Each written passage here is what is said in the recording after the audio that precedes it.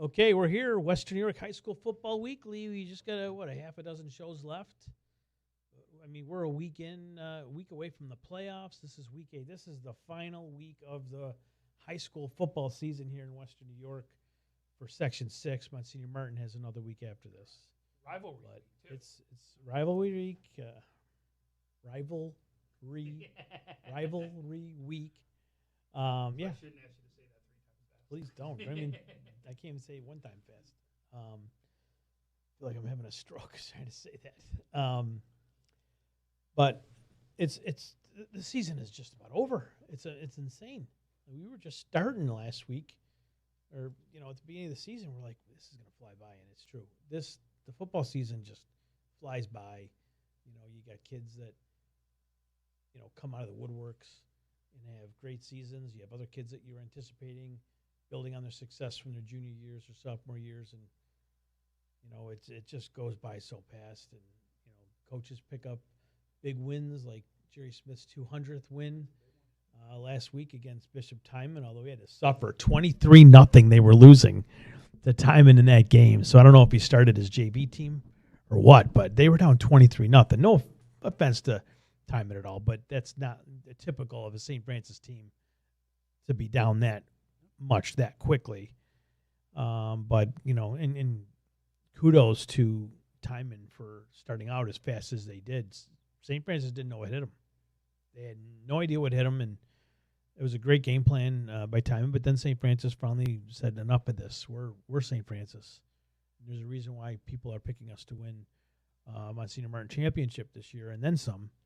So they got their act together in time. The Clark came out and Cook came out, and they started to really ball. And Buttles is beautiful. Buttles is just beautiful to watch. But it's been a great year.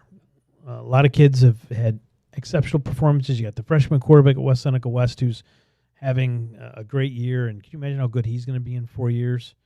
I won't even say 4 years. In 2 years, we're going to be going. Think about it. He's got 3 more years. So I'm saying, and can you imagine how good he's going to be as a senior? Oh, yeah. He's going to do what Kleitz is doing right now. Yeah. Think about it. Starting the same exact time, the same type of trajectory right now. Yeah. I love what we're seeing.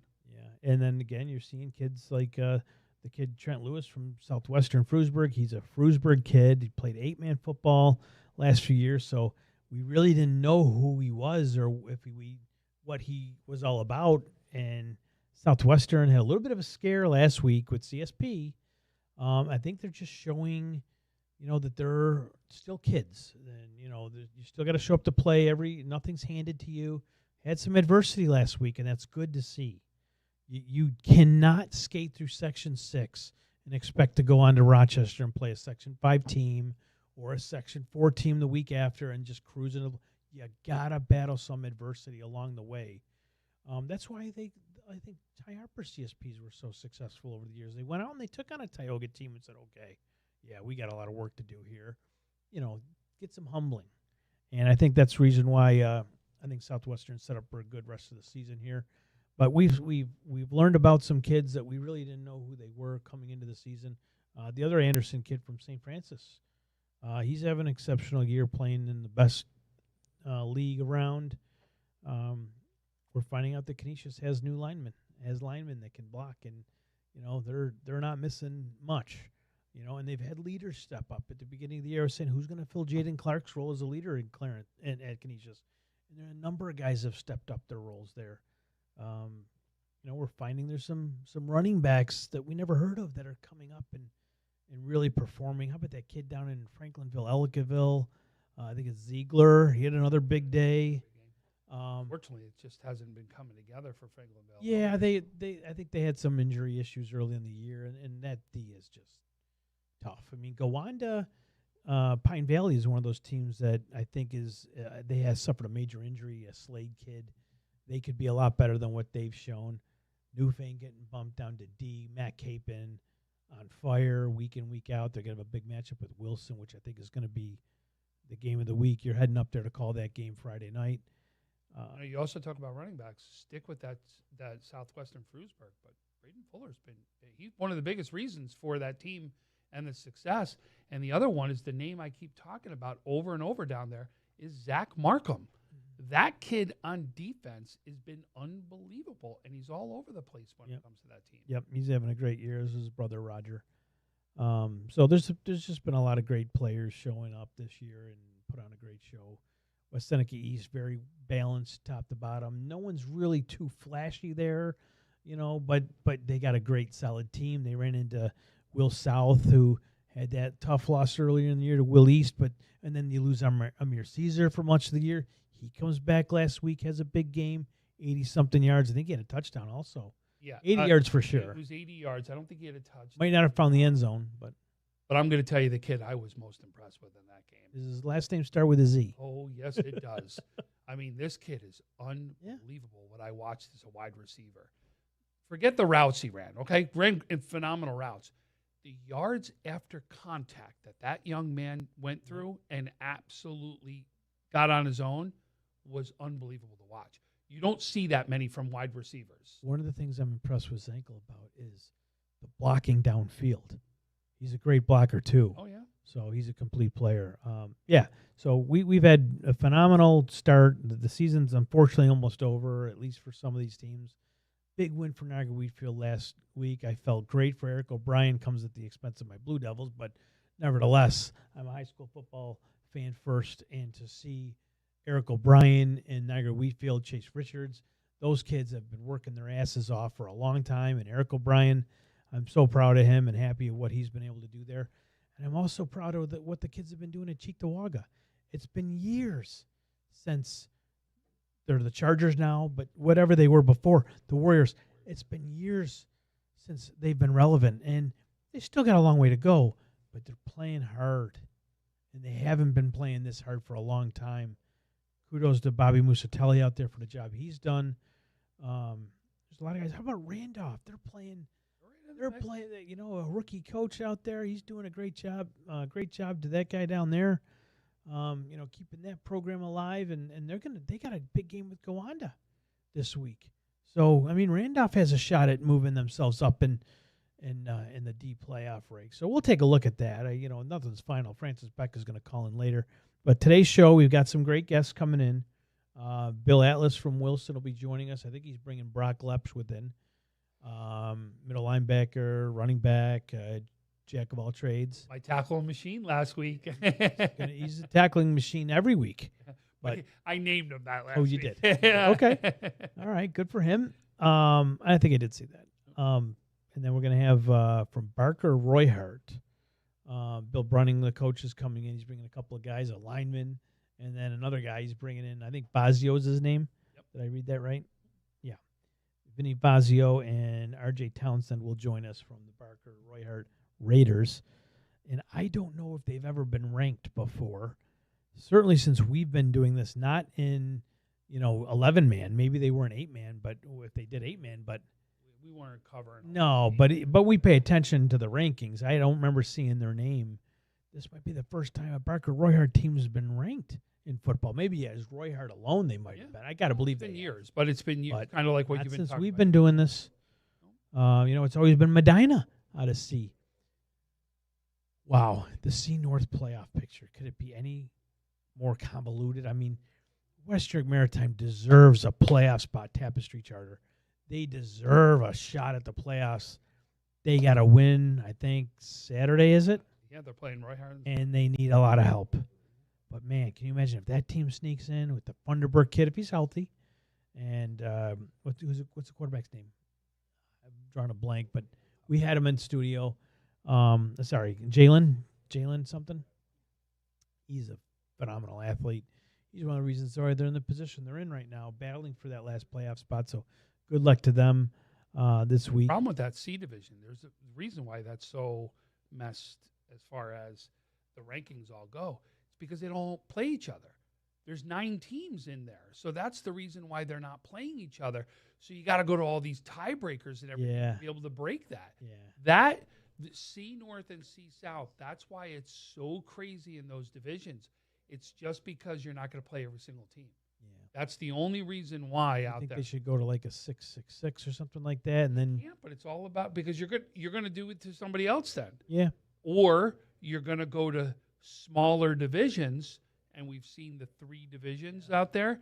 But either way, you There's get no heavy perfect. on a one division. There'll be complaints coming from there. There's no doubt perfect about it. science to that. So Jalen Coleman was Jalen Coleman, yeah, he's playing great. He's playing great. They're all playing good. It's going to be a damn shame if one of those teams don't get in. But, anyways, we'll get into the some of the big games in just a second here. I want to thank all of our sponsors. They showed up: Coleman Cleaners, Logistics Plus Buffalo, Damon University, Richmond Vona, Wingnuts of Buffalo Airport location, Canisius High School, Binghamton University, G&G Fitness, and SUNY Cortland. Again, if you're out there, our playoff coverage is going to start next week. We're going to have an article on every single matchup. We'll talk about each one. We'll go in depth, and we're still looking for help with our playoff coverage. If you own a business out there and you want to get involved, get in touch with us. And we're a little short of our goal right now. We're going to have the coverage, but we're a little short of our goal to kind of help us pay for that coverage. So if you own a business out there and you want to help us out, give us a call in the morning or send us a message on Facebook or Twitter or something like that. And then add on to that, not only that, but our postseason coverage. When we want to do the Dick Gallagher banquet, we need sponsors for that. We do. So we got a lot of planning to do still for that. I don't know how we're going to do that. I've reached out to one of our longtime partners that's always there, and they're kind of wishy-washy right now. I'm not going to get into too much more of that. So if they drop out, our awards ceremony is going to look a little bit different, but I think it'll be better for us in the long term, to be honest. But anyways, we'll get back to more talking about the Dick Gallagher banquet. By the way, Dick Gallagher, if you don't know who he is, Dick Gallagher was he was high school football for decades. He was high school football. He had his magazine out there, and he recognized thousands of kids over the years with his magazine. And he does the banquet every year, and we took that over for him, you and I, a few years ago, and we'll keep that going in his memory. There's a nice picture of Dick Gallagher hanging above Tom's head right there. So love that man, and he's a mentor to both of us. Yes. Actually, we wouldn't be doing what we're doing if it wasn't for that man right there. Yeah, very true. So we'll talk a bit more about everything high school football as the show goes on. We talked about Francis Beck is going to call in too, by the way, in the last hour to kind of go through those playoff scenarios again. He screwed up again. He put his first article out again. He got a couple of nasty emails, and he had to fix it. I had to send him a message. Bust his chops on that. But you know what? Nobody's putting in those type of hours. Oh, no. That type of hours that he is just to figure all this out. Folks, it takes a lot of time. Even the Skylines report that I just did, it takes me a good 2 to 3 hours just to do that, to be able to go through every single game so that you can recognize it. That's the kind of time that Francis is putting in just to do that one article. And what I like about that, the funny part about that all, is that Francis, the chairman of these different leagues and stuff, they actually come to Francis. Are you sure, Francis? Yeah, it looks right, but I just want to make sure you're sure. Are you sure? Yeah, I'm sure. Okay, we're sure then. So, they come to Francis. Absolutely. So, but our playoff coverage does not end at Highmark Stadium. We go all the way to the Dome. So we will, even if we don't get a team there, we should get a team there in the state championship this year. Let's hope. Because it's a horrible weekend if we don't, for us. Not really. We have a great time. There's great football. But anyways, our playoff coverage goes all the way to the Dome. All right. And then, so, if you jump on with our playoff coverage, you're going to be all through Highmark. And then the following week at All High Stadium, 5 games there. Bring a blanket and some warm clothes. It's going to be freezing out there. And then the following week, we go to Cicero, North Syracuse. And that'll be for Far West Regionals. No, it'll go first Highmark, which you just said. Then All High. Right. Then we're going out to CNS. And then the Dome. Yeah. So, and that changed. That's been changing. Remember, we got CNS. It's gone. Vestal? Union Endicott? No. CNS is before the stadium. I did see something released today by the NISFA that they renewed Vestal and CNS for the semifinals. And Middletown, I think, is where those other sections go. I got to be hands down. To me, the best place to hold these are CNS. That the whole scenario, just with, especially when we show up there, the elevators to go upstairs, 2 different floors of things. I didn't mind Union Endicott. I Well, thought Union Endicott. I thought that was a good spot for us. It was, but you got put in that one little room. There was some we got put in- challenges. yeah. There were some challenges. And But- they all do. There is nobody that has it. Yeah. It just is. You got to go to so many different spots Yeah. versus at CNS. It's one spot. You're right there on that one floor, and we've got everybody in that one floor. I really enjoyed Union Endicott. The setup that they had there for us, I thought was really good. But I agree with you, CNS. Plus, they got Chick-fil-A there. So, some of these games, Tom, from week 7, most notably was the big Bennett-Lancaster AA matchup. It was a 36-7 Bennett win. The quarterback for Lancaster, King, tough as nails. I mean, he left the game at one point, came back. I think he went out again, came back. The Smith kid came in, played very well in his limited role at Lancaster, but he was a game changer. Lancaster was in that. Tell me, that was close going into the second half, was it not? Bennett pull away in the fourth. Is that what it was? I was listening. Second half is what it was. I mean, ultimately, what you've got to look at here is Bennett running for 375 yards. You had 204 by Jimmy Valentine. And by the way, this young man sat right in here, and we talked to him. And that, in fact, I said to you after the interview, the one thing I said what I loved about this kid is he's got that confidence, that cockiness that you like to see from a player. Yep. Nothing negative about. I loved what he brought to the table. And he looked at us and said, I'm built for this. I'm made for these games. These are the games I've circled on the calendar to say that. And then you back it up with a 204-yard day. To me, it's just unbelievable to just to have him do what he did and be able to do it out there.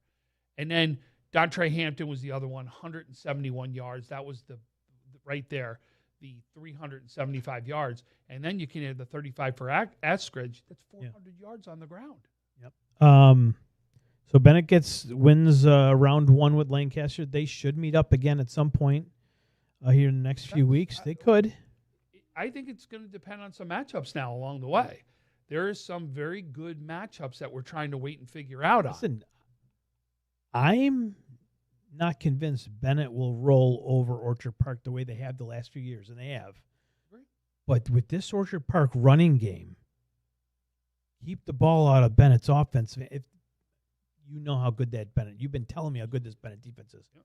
But if Orchard Park could put pressure on that defense and get that ground game established, they got a halfway decent quarterback there too. He can stretch the field. He can make throws. And both teams, they got a shot, right? Both exactly. Well, we know how good Bennett is, right, but we know I don't want to see them overlook Orchard Park. Is what I'm saying. You should be overlooking anyone. Of course, especially when you're going for number 1 seed. Of course, right? But then it becomes, and this is where Francis will come into play. Now you're going to talk about with a Bennett win. Let's just say Bennett wins. You're going to have a 3-way tie then for that second spot. And it becomes 2, 3, 4. Now remember, that 4 seed, 2 things about that 4 seed, why it's so important. The 4 seed, first of all, has to go play Niagara Falls, which we know. A walk in the park. No walk in the park. And then if you win that game, you got Bennett waiting in the wings. That 4 seed is not where you want to fall down to. You want that 2, 3 seed and beat wherever it is. So you got one of those games that you need to win to get to the stadium and see if you can somehow take down Bennett. Yep. Newfane. And let me just preface that. I apologize. I'm just saying that because of the 3-way tie. I'm not saying that Orchard Park can't go win that game. What I'm saying is if Bennett were to win, that's the 3-way tie that comes into play. These kids, they want to win a sectional title, but they also want to get the high mark. So there's kids out there that if they could just get the high mark, they're happier. They're super happy if they could just get the high mark. Give us a chance. But the difference is Bennett's goal, as you know, is not. Of course, it's state title. Yep. Exactly. And Lancaster too. Oh, Lancaster 100%. And Jamestown, absolutely. those Jamestown's programs. already Orchard Park, it's been a while, but it's been a while, right? But again, you got to take your step. Yeah. Orchard Park. They have to get to the high mark. The stadium. They got to get to the stadium. Newfane Gowanda, I went up to that game. Was expecting a shootout between the two quarterbacks, Kaposi and Capon. You guys have been telling me how good Capon is with his arm. We knew he can run the ball. He's leading rusher in Western New York, crying out loud. But how good he is with his arm, that's what I really wanted to see. I wanted to see how he was with his arm, but I also wanted to see how he played defense. Is he just as tough on defense, stopping the run, as he is running the ball himself? And he checked both boxes. He can throw the ball. He can whiz it in there, make those tight throws, but he also has the touch. He probably could have had 3 or 4 touchdown passes that game. Capon can throw the ball. He is probably the top player in D. You're going to see another good look at him this week with all those kids from Wilson. You are going to see the game of the week. Oh, I 100% agree with you. It's why I said to you, boy, I want to be on. I've been talking about for weeks I wanted to be on this game. Capon throws for 80 yards. So we'll look at now. Exactly. It wasn't a 400-yard. It didn't need to, though, right? He's doing what he needs to. He runs for 172 yards. That's the difference right there. He hasn't need to really play that full quarterback role in the sense of he only threw the ball 17 times. Yep. Right? Because he doesn't have to. I don't think they wanted to get in a shootout with Capozzi. I don't think anybody wants to get in a shootout with. So they played more of a ball control offense. A lot of design runs like you've seen out of Newfane this year. That carried through this game with Gowanda. That was a pretty good game. I'll tell you, the player of the game was the Medley kid. Is it Medley Smith? Medley Peters. Medley Peters? Yep. He was tackles in that one. It's funny. I actually named his teammate as a defensive player of the week, that Isaiah Washington, because Isaiah had 3 sacks in that game. That's the reason why I went there. There aren't many people that can say they have 3 sacks in one game, and that's the only reason why I recognize him. But I have constantly recognized week after week Medley Peters. Yeah, I like that kid. He's a special player. Southwestern, Clymershire, and Panama touchdown a little bit. CSP, correct me if I'm wrong, did they have a 14-0 lead in that game in the first half, like at the end of the first half? You'll have to go back and look that one up, Tommy. That's your homework assignment, since you're better with that than I am. But I'm almost certain they had a 14-0 lead at one time on Southwestern Frewsburg. So they could have. At the end of halftime, it's 14-7 in favor 14-7. of CSP. Okay. Then they are shut out in the second half, and Southwestern Frewsburg puts up 20 in the second half on that one. I'll tell you, I mean, there's a lot of guys you could talk about for Coach of the Year. A lot of guys are going to be, from the small school side of things. I think you got to throw Dave Bottomer's name at least in that discussion for what he's been able to do with CSP. Ty Harper's shoes are not easy to fill at all. I think he's done an admirable job with that program this year, and I believe that he should be in the discussion for Coach of the Year from the small schools.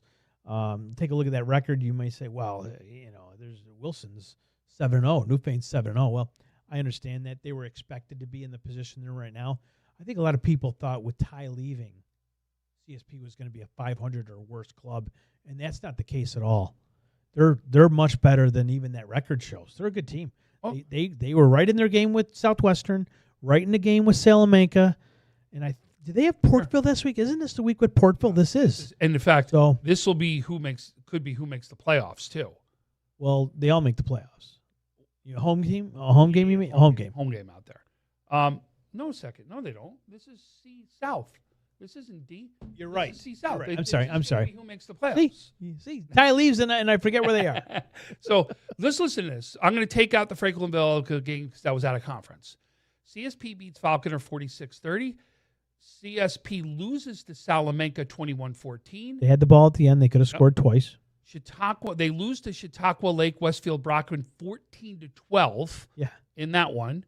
You've got beating Fredonia 44-20. You beat Springville 50-7, and then you lose Southwestern CSP 27-14 and had a lead in that game. They've been in every single game. It doesn't matter that's out there. But this is the one that we're going to be out there talking about. You're looking at right now, to me, I just hear this, 6-0 Southwestern, 5-1 Chautauqua Lake Westfield Brockton, 4-2 Salamanca, 3-3 Portville, 3-3 CSP, and 3-3 Falconer, Casadeca Valley, Maple Grove. Yeah. This game right here could be who gets in. Yeah, I mean, Chautauqua Lake Falconer has their hands full this week, right? They need a miracle. CSP, Portville, And Portville's played some really good football as of late as well. Late, absolutely. I love the way they did not give up on this season whatsoever. They could have. Absolutely. They took some beatings. Yeah. But they've rallied. There's another guy that could be talked about for Coach of the You're Year. absolutely right. I would be another one. I put his name in there. But for certain, whoever wins that game is in, and whoever loses is out. Right? Yeah. So a good, like we had talked about at the beginning of the year, there's going to be a very good team in C South not getting the playoffs this year. And in C North, too. Falconer isn't that bad. Falconer's a very good team. Exactly. So, and think about it. You lost some major players right there. And again, another one that picked up and did not give up on the season is right here into the mix of things. So who does Falconer have this week? Falconer's Is it Chautauqua Lake or is it – no, not Chautauqua. They had last week. Isn't it Southwestern? Yeah, they have Southwestern Frewsburg. And that's and going to be at Southwestern Frewsburg. That's going to be a very hotly contested game. Falconer's Two reasons. Playoffs on the line, potentially. Forget playoffs on the line. You remember what Falconer did to Southwestern last year? It was the first win in 28 years. Yes.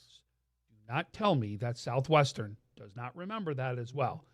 And then, plus you got the Markham brothers, which played on one that are now over on the other. I'll tell you, there is going to be a ton of emotion inside that game. There is, and I'm going to tell you kids out there, whether you're on Falconer or Southwestern or not, you have to, I know there's going to be a lot of emotion, just like Tom said. This goes for all you kids out there. You have to keep your helmets on, your heads on straight. Because if you get thrown out of the next game, you are sitting out the next week. Say it again. If you're thrown out of a game, you're sitting next week. Okay? Keep your heads on. If another team's goading you into penalties or doing something stupid, just walk away. If you're a captain on that team, pull your teammates aside and just have that talk with them. You know, especially if you're Southwestern. You got to keep your heads on. You got to stay in the game and let any of the garbage, just let it go. Just let it. There'll be another time. You can settle a score somewhere else. Don't let it cost your team or yourself a season or an opportunity to play at Highmark Stadium. We have seen kids get thrown out of semifinal games only to have to sit and not be able to play at Highmark. That's got to suck. But you do it to yourself. No one else is to blame. The refs are going to call what they're going to call. Don't put it in their hands. Walk away from a situation that's getting ugly. The other game, Tom, Will South, West Seneca East. Will South pulls it out in the end. They get an interception at the end. Now, you were on that game. Scary scene. Tommy Collins, he's walking. I think it's just a concussion. He's going to miss this week. Could have been a lot worse. They did say to us on the field that they were really being overly cautious. Good. And we all loved that. We loved hearing that. And again, we even got an update at the end of the game that already said he was up, moving around, very alert, which is all the things we wanted to hear. We almost had a second one later in that game as well. But it was so great to hear that. Yeah. And not only that, what these young men went through inside this game, to me, was unbelievable. Because you have that happen, which was 4 minutes and 30 seconds left inside the half where they stop it, make them go into halftime, come back out, finish to 4:38, take another 3-minute break, come back in to start then the second half. And then, literally in the middle of the third quarter, now it starts pouring rain out there. So just from your body standpoint, what you've gone through emotionally, now you're going through physically, and it was a very hard-hitting game on top of that.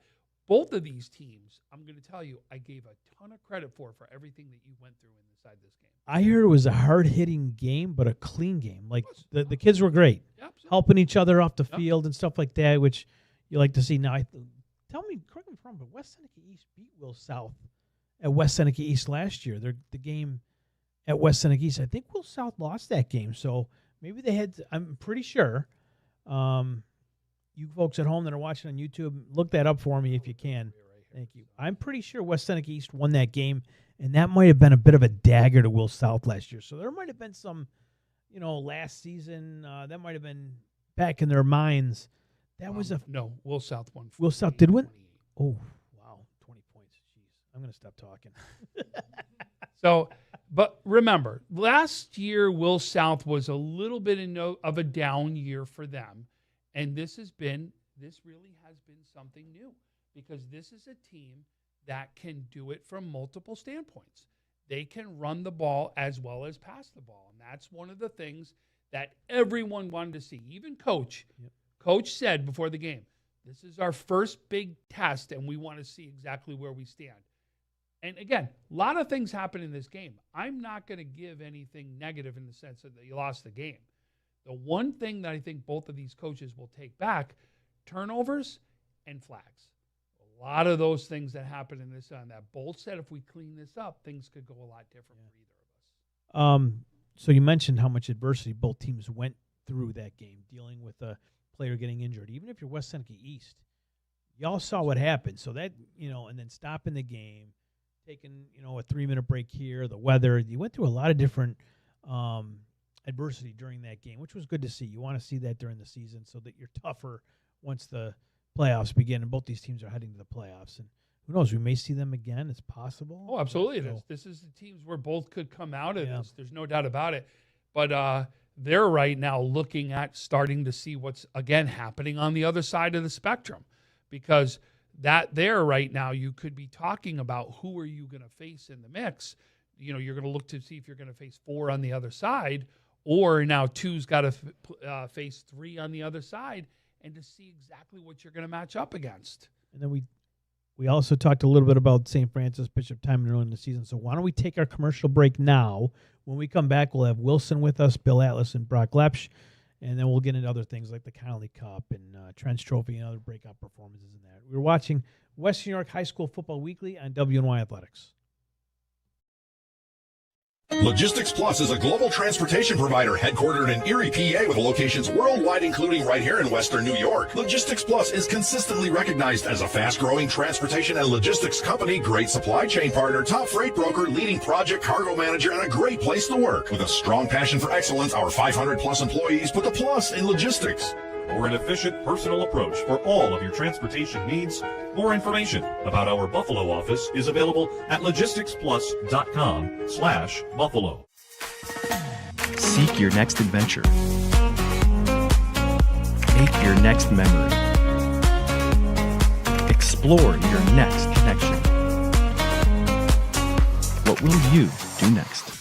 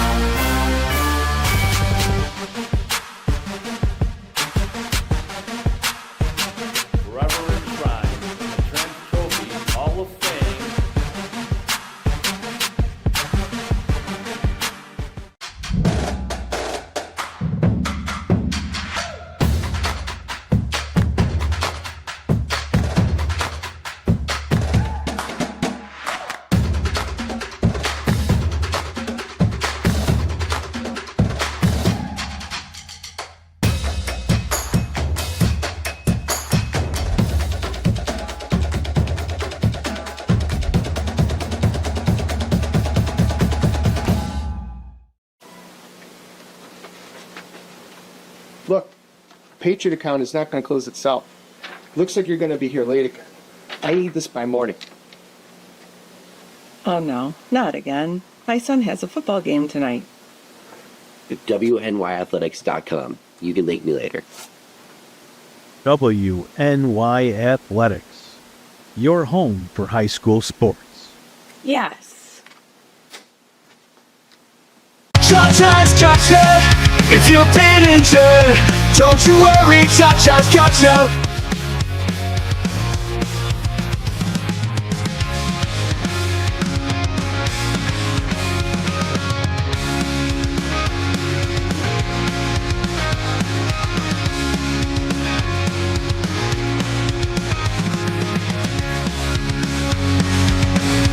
Don't you worry, I've got Call 648-3030.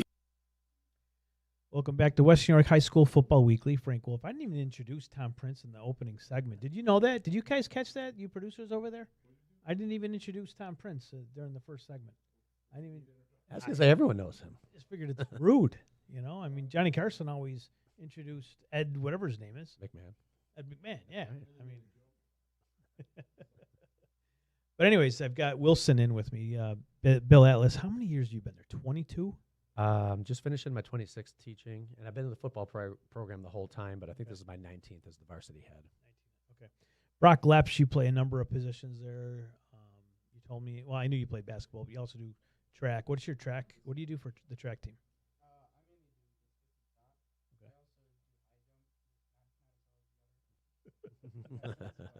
That's all right.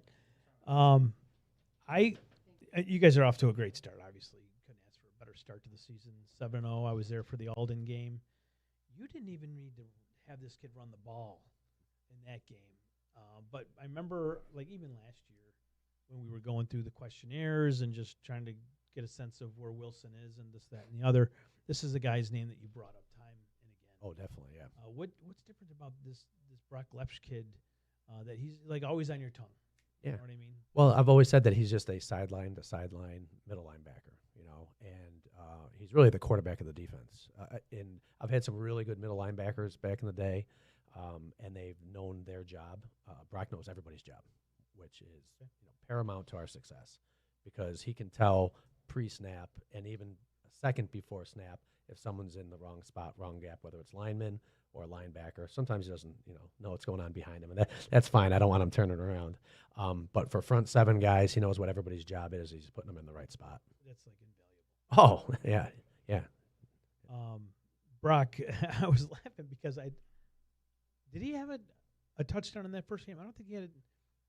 Hoff had like two or three. The other running back, Michael Rubel. Rubel. Yep. He had at least 2 touchdowns. So I don't even, you should have just taken the day off. No offense to Alden. But no, it was a great start to the season for you guys. You left no doubt.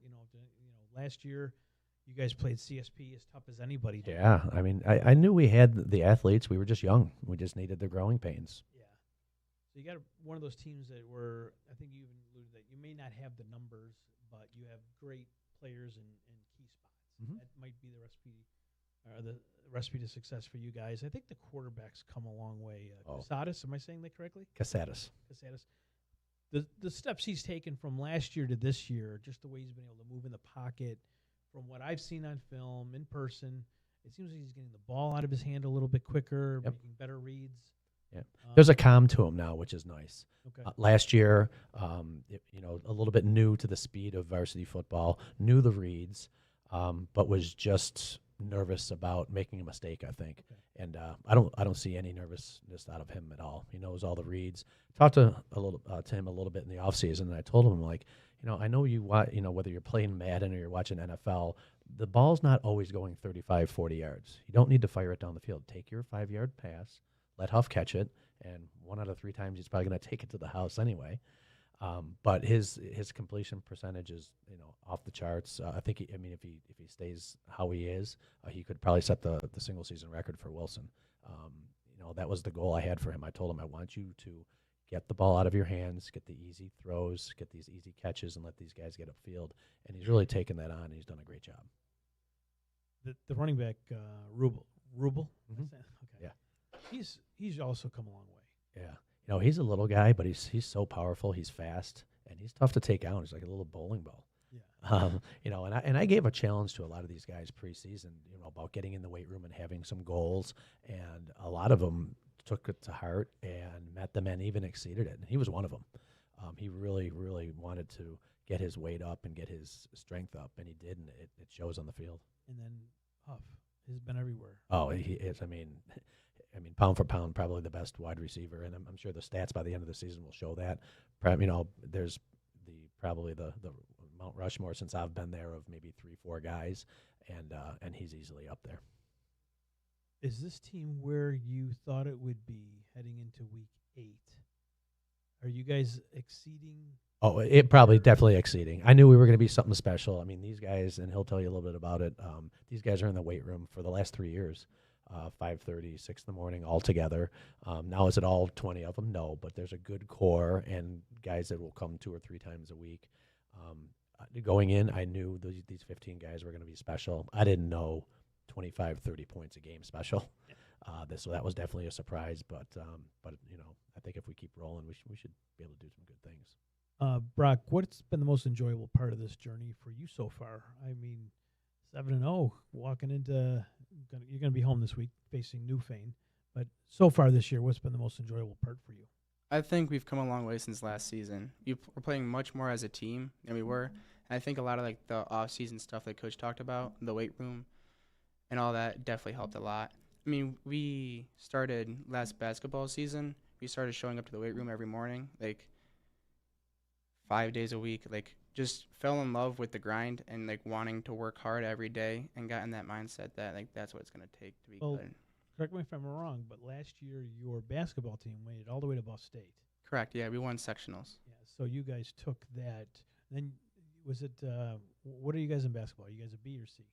We were B2. B2, so then but you did lose the crossover? Correct, to Akron, okay, yeah. But you got the section. Okay, so I'm assuming that success from the basketball team, and there's a number of guys from the football team, you see the success you had in the basketball and how much fun that was.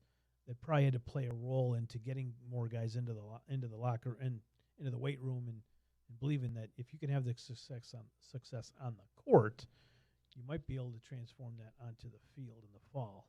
100%, yes. So we only have 57 kids in my class, like as a senior class, and half of them are boys, and almost all of those boys play sports, and majority of them are on the football team, the basketball team. So we've come along with our chemistry and knowing each other and working hard together. That's good to hear. Who's the jokester in that locker room? Like, who's the guy that will, like, if you need a laugh, like if things are starting to get too serious, is there a guy in that locker room that can just kind of light the room up, if you will? I would say Coach Ferry, but if I had to pick a player, I'd probably say Mike Rubel. He's always having fun. He'll put a smile on anyone's face. Well, it's easy to have fun when you're 7-0, I'm sure. But you guys had some tough seasons. Like last year wasn't the easiest of seasons, even though you played CSP tough. You guys went through some growing pains there. Who were the guys that you played with maybe even 2 years ago? You guys were at the stadium. Mm-hmm. Who are some of the guys that maybe laid the groundwork for where you guys are now? I'd say Jack Mahar. I mean, he's always working hard, but he's always having fun while doing it. I mean, anyone that knows the guy knows how much of a pleasure he is to be around. He's just fun. And then Seamus George, I mean, his work ethic is undoubtedly the best around. I mean, he's the one that started the weight room, got me involved, and then we started adding people from there. So this is the week. We've had Matt Capon not too long ago in here, and he's a great kid, great athlete. I got the chance to really see him last week against Gowanda, and I was surprised to a degree how well he can throw the ball. He's got some real touch. He can zing it in there in tight windows. You guys got a tough test on Friday. I think you know that, though. Yeah. This is a rivalry, too, is it not? Oh, yeah. A rivalry up there? Yeah. Yeah, we started this in 1947. That's how long we've been playing. Did you guys rent lights one year, or was it Newfane rented lights? Newfane did, yeah, that before they did their complex. That was awesome. Yeah. And I love Chuck. Oh, yeah, great guy. He's a great guy. And he was on, I think, one of those Newfane teams that made it to the stadium. They had like 30 years where they didn't. I'm not trying to make them sound that old, but there was a number, at least 2 decades before they made it to the playoffs again, I think. Yeah, it took them a while to get back. But this is going to be a great game on Friday night. Oh, yeah. How do you attack a team like that has such great success with the way they have been with Capon? Yeah, I mean, watching tape, it's terrifying because you think you're just going to focus on him. Well, you're going to focus on him running, or you're going to focus on him throwing, because he also has 3-4 different weapons that are around him that are fast as lightning. So it's a tough task, and we have a game plan, and as long as we execute the game plan and follow our rules, hopefully we'll contain them a little bit. Have you ever gone into week 8 with Newfane, both teams undefeated? No. We played them, I think, in 2019, the year we went to the stadium. We were undefeated as I think we were a D or a C, and they were a B. And they were having a good season too. But that was probably the closest. I think they were maybe 5-2 at the time, and we were 7-0. Okay. But I don't think we were ever both undefeated, and definitely not in the same league. Fighting for playoff spot. They've always been a step up, but now you're both in D. Yeah. How crazy would it be if both of your teams were to make it to Highmark? I predicted it a year ago. I said 2 North. I mean, because D has been primarily a Southern tier staple.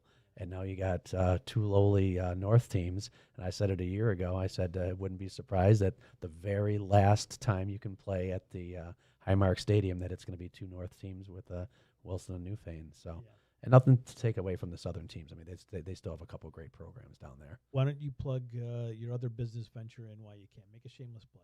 Oh yeah. My wife and I with the Beeline family just opened up the Wilson House. So anyone that comes out to the game against Newfane on Friday night, if they stop on by, we always go over there and discuss the game.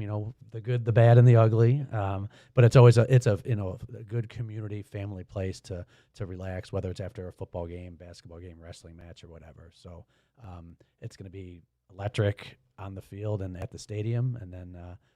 After we can sit back and discuss. Now, how many kids from your football team are washing dishes over there? Actually, we just opened up, so since we're mid-season, no one's there yet. But I'm sure once winter and spring hit, we'll have a couple applications in. I can't wait. I want to hear about the first kid you fire. Played football for you, and see how that conversation. Would it be easier to fire a kid that works for you, or easier to cut a kid? What would be tougher? I don't know. Probably fire, because they're paid to be there. If they're not doing the job, they're out. I'm asking the tough questions today. Brock, did you put your application in yet? No, I have not. I'm sure you will at some point. But I want to wish you guys the best of luck on Friday. I know you guys are going to have a tough game, but who knows? Maybe you guys will meet up in a few weeks after that. You know what Vegas is saying? Is this over under? What's the spread? Is Newfane tuned in? Maybe just give me the over under. I'm gonna say because we're home. I'm gonna say neither team is gonna show that much, and they're gonna wait a couple of weeks, and that's what we'll talk about the spread this week.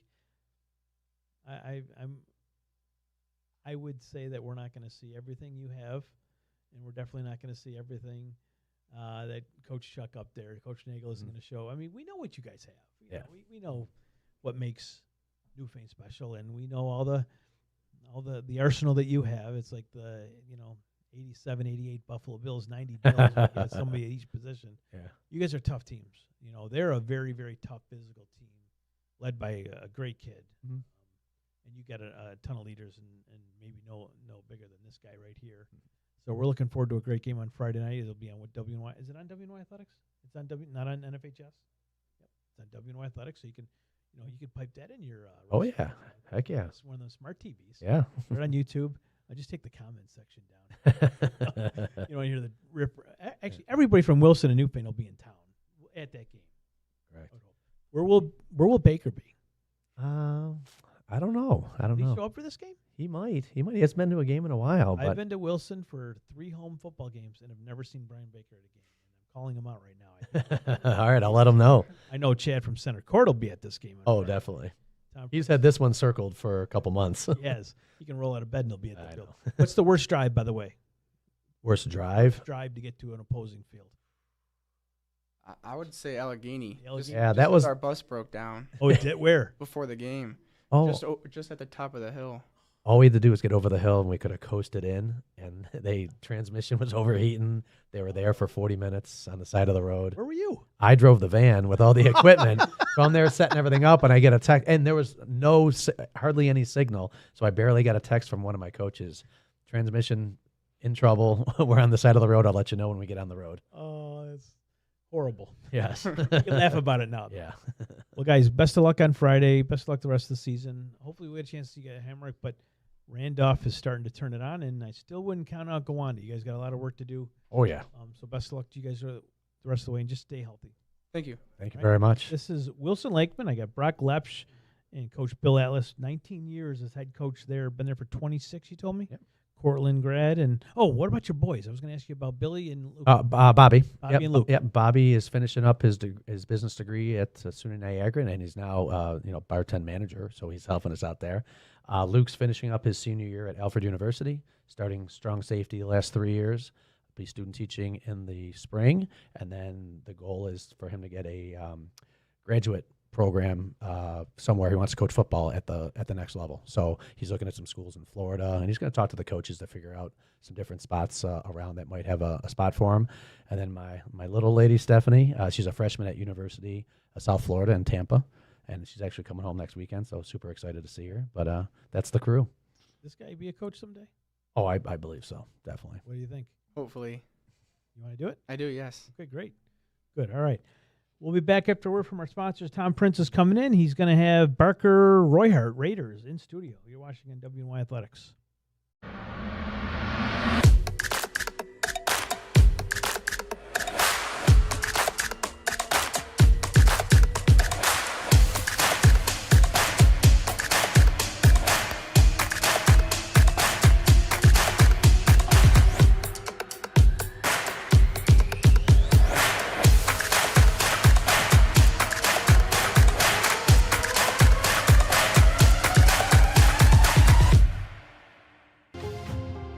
At Richmond Vona, we are seriously dedicated to bettering the communities that we serve.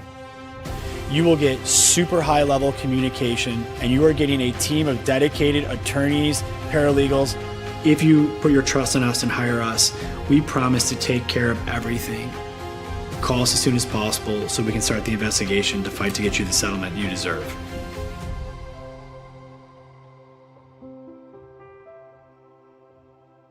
Wing nuts. You still got to go. Have you guys tried Room 40 yet? Looking for the perfect spot to throw your next party? Say hello to Room 40, our private event space at both Wingnuts locations. Maybe you got a birthday, a graduation, anniversary, business event, rehearsal dinner, or even a sports banquet. From intimate get-togethers to rowdy celebrations, Room 40 is built to handle it all and fits up to 60 guests, with custom food and drink packages, flexible setups, legendary Wingnuts hospitality, and all the wings you can handle. If you're planning a celebration or get-together in Buffalo, this is where the party's at. Local vibes, zero stress, all fun.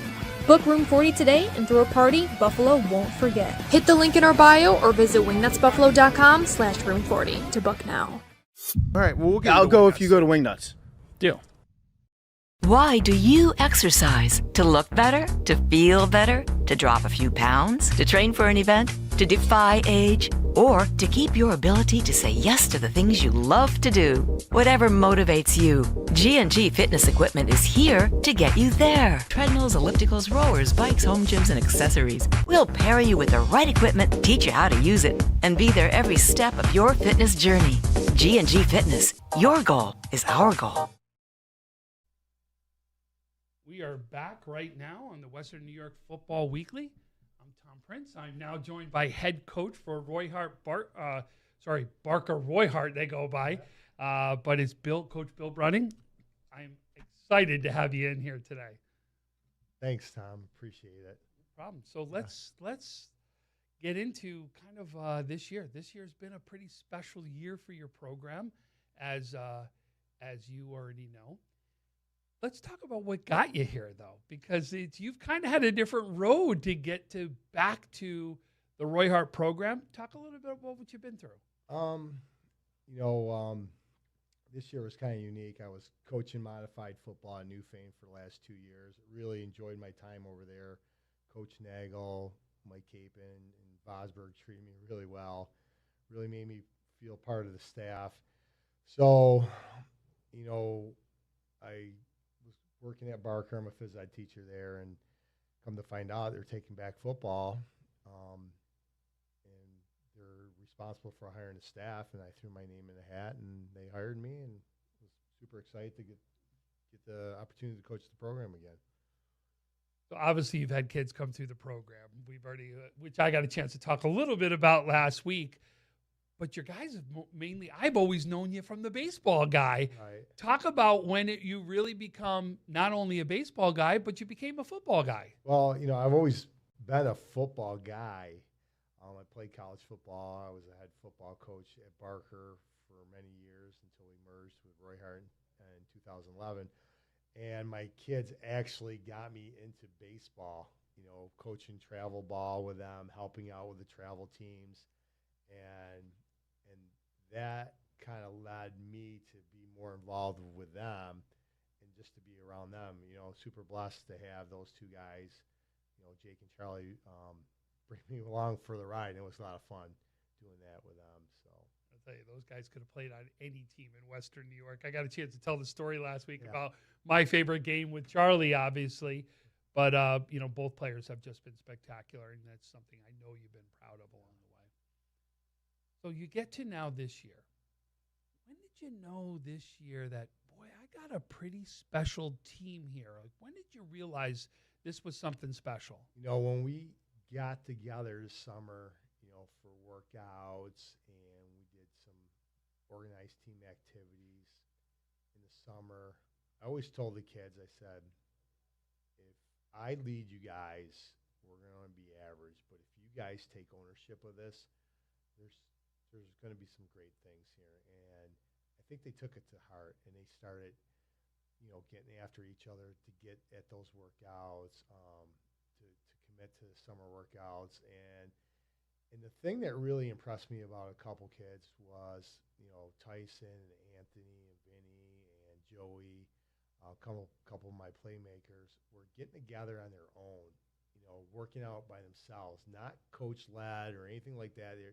I was leaving school one day, and they were there on the turf field just throwing the football around, which is like I've seen a few times, but these guys were doing it on their own, and they weren't doing it because coach told them to do it. They were just kind of doing it on their own, which is great to see, especially young kids. I can't tell you, every time I interview a coach, talk to players, that's the difference that I hear from every year of a difference of a team. Right. West Seneca East was just in here last week, coach and player, and they said, we get together as a team and do our own film work and go over everything on our own. And coach said, I didn't have teams that have really done that before. Right. And again, here's you a week later saying, what's the difference? It's my players getting together alone on their own and be able to build that camaraderie and also be able to talk football. Absolutely. And another thing, too, is you're going to have one young man come in, RJ, and I never seen this at the high school level. And we were doing film session, and he had a notebook. And he started taking notes, what the coaches were saying or doing, like, corrective feedback on them. And next thing you know, a week later goes by, I have another one doing it. So next thing you know, I have 4 or 5 guys that are bringing notebooks to team film sessions. And it's kind of – it's nice to see. It's impressive to see, and I'm super proud of the kids doing that. So, yeah, it's really neat. So you got to say to me, one of the reasons for your success this year, you've got to go to the line play because you are one of the bigger lines. And in fact, you've also known that you've been part of Medina and you've seen there. Medina, what have they been known for year after year is that line.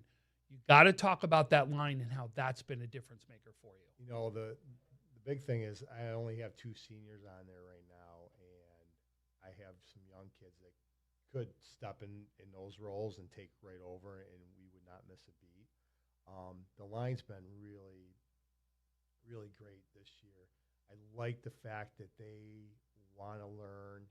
They take the coaching, and they take ownership too. Like, for example, we were talking about this play and when not to pull or when to pull, and one of the kids is like, can I do this, coach? And I'm like, yeah, but why? And he's like, because I feel like if I stay back, he won't leak through. And they take a little bit of ownership of certain plays too, which I like to see. But they work hard.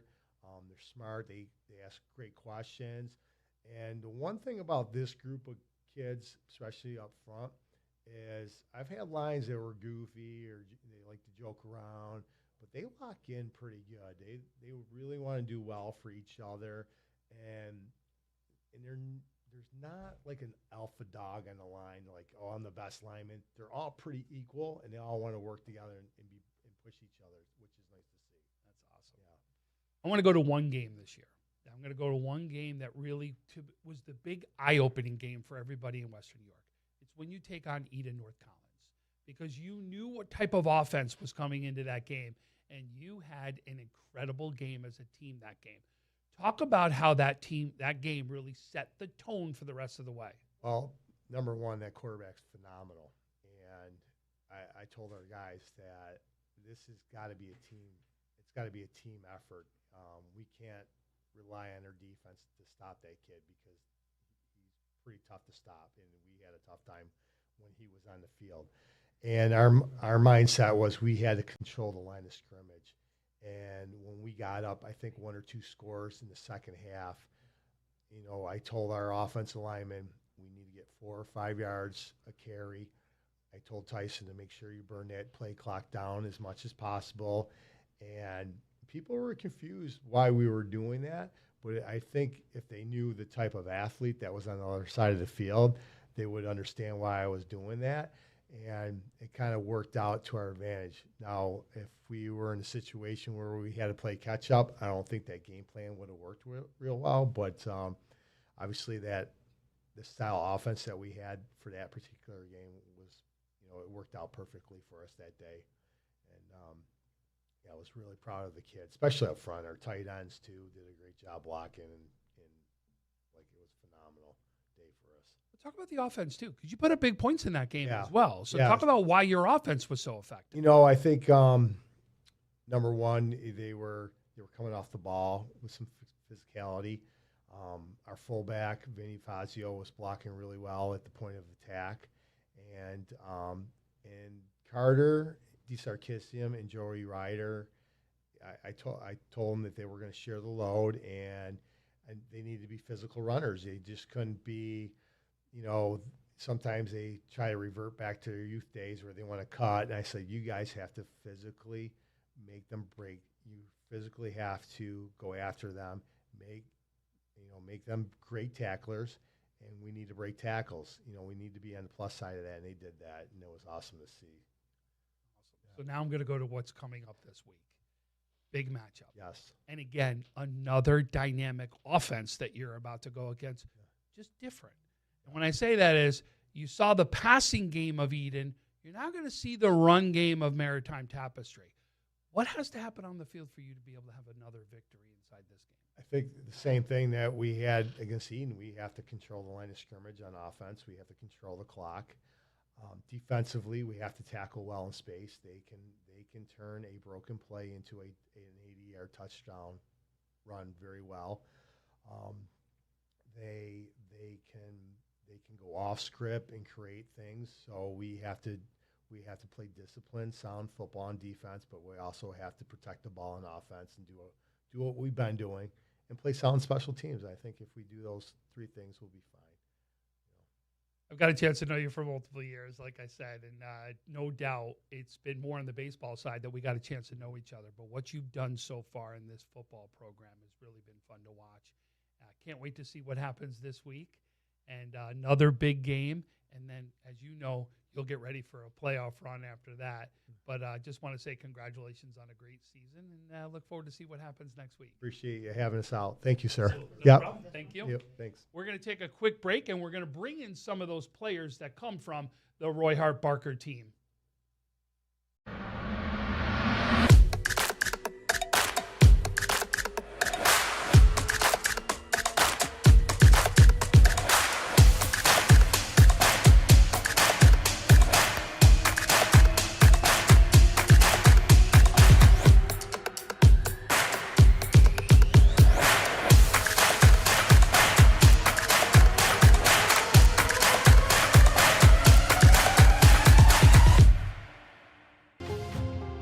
At Richmond Vona, we are seriously dedicated to bettering the communities that we serve.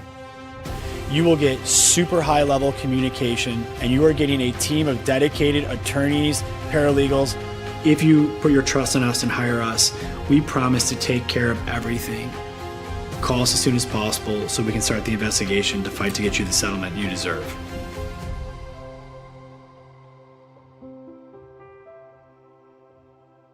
Wing nuts. You still got to go. Have you guys tried Room 40 yet? Looking for the perfect spot to throw your next party? Say hello to Room 40, our private event space at both Wingnets locations. Maybe you got a birthday, a graduation, anniversary, business event, rehearsal dinner, or even a sports banquet. From intimate get-togethers to rowdy celebrations, Room 40 is built to handle it all and fits up to 60 guests, with custom food and drink packages, flexible setups, legendary Wingnuts hospitality, and all the wings you can handle. If you're planning a celebration or get-together in Buffalo, this is where the party's at. Local vibes, zero stress, all fun. Book Room 40 today and throw a party Buffalo won't forget. Hit the link in our bio or visit wingnutsbuffalo.com/room40 to book now. All right, well, we'll get I'll go if you go to Wingnuts. Deal. Why do you exercise? To look better? To feel better? To drop a few pounds? To train for an event? To defy age? Or to keep your ability to say yes to the things you love to do? Whatever motivates you, G&G Fitness Equipment is here to get you there. Treadmills, ellipticals, rowers, bikes, home gyms, and accessories. We'll pair you with the right equipment, teach you how to use it, and be there every step of your fitness journey. G&G Fitness. Your goal is our goal. We're back with the Western New York Football Weekly. I'm Tom Prince. I'm joined with our two players right now from Barker Royhart. I've got Vinny Fazio over here. I've got RJ Townsend over here. Guys, what a season that you're having right now. I asked this one question to Coach, and I'm going to ask you guys the same question right now that's going to go to each of you.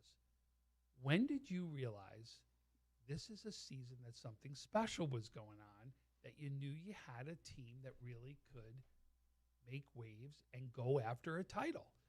When did you realize that was happening? Definitely during the off season. I feel like just the amount of work that we actually put in, and like it just seemed different during the off season. But after our week 1 win against Akron, and they've beat up on us for the past couple of years, and we knew they were a good school. They came to us, and we were like, after we beat them, we were like, yeah, we actually have a shot. So the Akron game was the big one for you. Same question. Yeah, really, we've been working.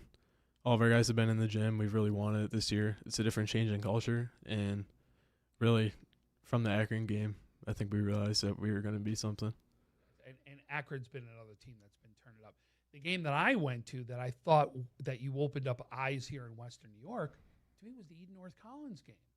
Just because you saw this offense putting up crazy amount of points, and then here you come in and kind of slow the offense down.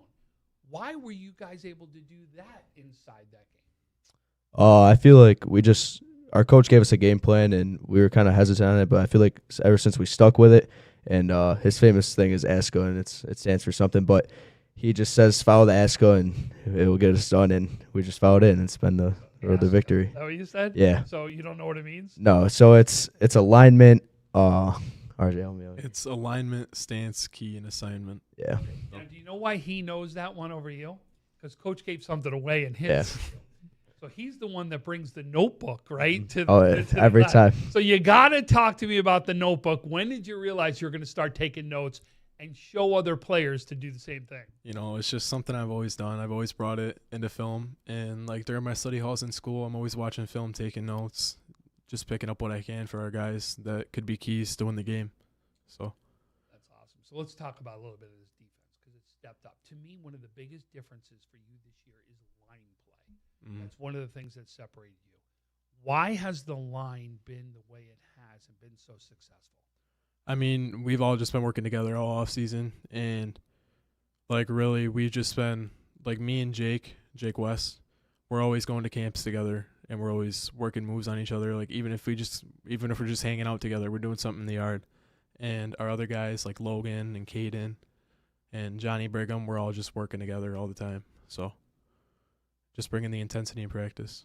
So one of the toughest things to do is to get tackles at the defensive tackle position. It really is. Like it's a very underrated position because what you are doing is you're trying to hold spots, make sure those holes are open for your linebackers, obviously, to go in and sometimes make that tackle. How have you been so successful with 24 tackles, 2 sacks on the season? How have you been able to do that? I've really just been working my moves to get off the block, like my swim move and my rip, just working on everything to get to the quarterback and the running back in the backfield. That's awesome. So on the offense, so that's where you've been successful. Obviously, a fullback is what you're out of position. but you'll run the ball, you'll catch the ball. There's a lot of things that you've done as part of the offense. Talk about how you've done this hybrid position and you've been able to be so successful with it. I feel like it just starts in practice. I mean, I'm all around, so I'm going to be tired. So the guys that definitely help me pick me up when I need a couple reps off. But I feel like just trusting in my teammates and just knowing that even if I do get tired, they're going to help me. They're going to come in the game. And my QB, he's always trusted me. I trust him. So 3 touchdowns by the air, 5 touchdowns by the ground. Again, and there's multiple guys that will run the ball that are out there. You don't get your chance or your opportunity as much. So talk about how you've taken advantage of those opportunities when they're given to you. Whenever Coach Bruning is always saying 5 hard yards. That's all we need. But whenever I get the ball, I'm just looking more. I'm looking for the 5, but I'm always looking for more. I'm always fighting for extra yardage. And whenever I see the gap, I'm just putting my shoulder down, just trying to get into the end zone because I know that the opportunity is not always going to be there for me. So. Do you know your average? No, I don't. 4.8. Yeah, so that literally nails down exactly what Coach is asking of you, and that's a tremendous job right there. 41 tackles and an interception on the other side of the ball. Why have you been so effective on both sides, being able to do both sides of the ball inside the game? Because you're acting probably more as a blocker when we say fullback than you are actually running the ball, taking a lot out of as far as strength, time, all those things that come on the field. Why have you been able to be successful on both sides of the ball? You got to get my teammates. They're always picking me up. I mean, if I make a bad play, I'll say my bad. They're always picking my head up, telling me just next play.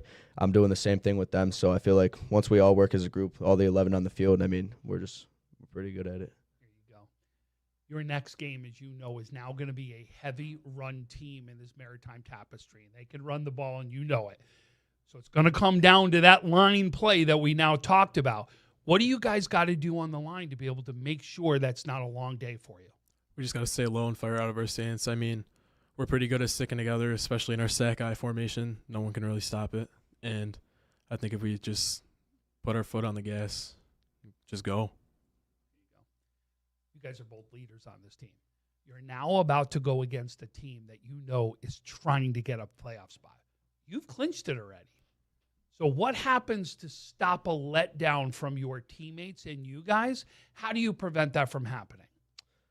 Just definitely just going with what Coach says. I mean, even though we're the first seed, we have the clinch playoff spot. We're still not going to stop. We're still going for the undefeated record in league. So it doesn't matter who our opponent is. We're still going to take them like any other team, and we're just going to go play our game.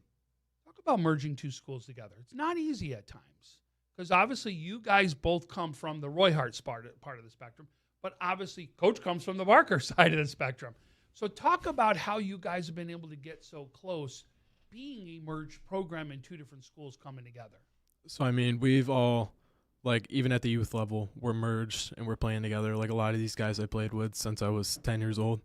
And we're always hanging out at each other's houses, and we got team dinners going on. And our wrestling team is merged, too. So a lot of our guys who wrestle play football together. And it's really 2 tight-knit communities coming together and making one big one. So we're all close. This is your senior year. And we know that we talked about a little bit off air that once you're done with the senior year, football's over.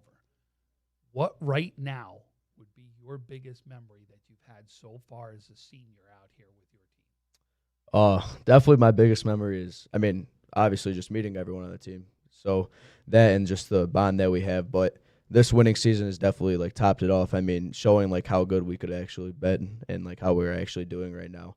And I mean, I love my guys and they're always going to be there for me. So I know that. So definitely just the bond and the friendships that I made. That's awesome. So as a leader of the line right now, it's time to give some recognition to some of those guys that are right there alongside you in the trenches. Give some recognition to those guys. All right. So my left tackle, Aiden Munn. And then me at left guard. And then my center, Benny Hess. And Sal Gullo, he's always working in there too. And then my right guard is Logan Flint. And my right tackle is Jake West. And it's like a family up there. We're all together all the time. And we're always working. So talk about the defensive line. Our defensive line, I got Johnny Brigham at one of our ends and Jake West at my other end. And then Caden Rogers, he's come back to football.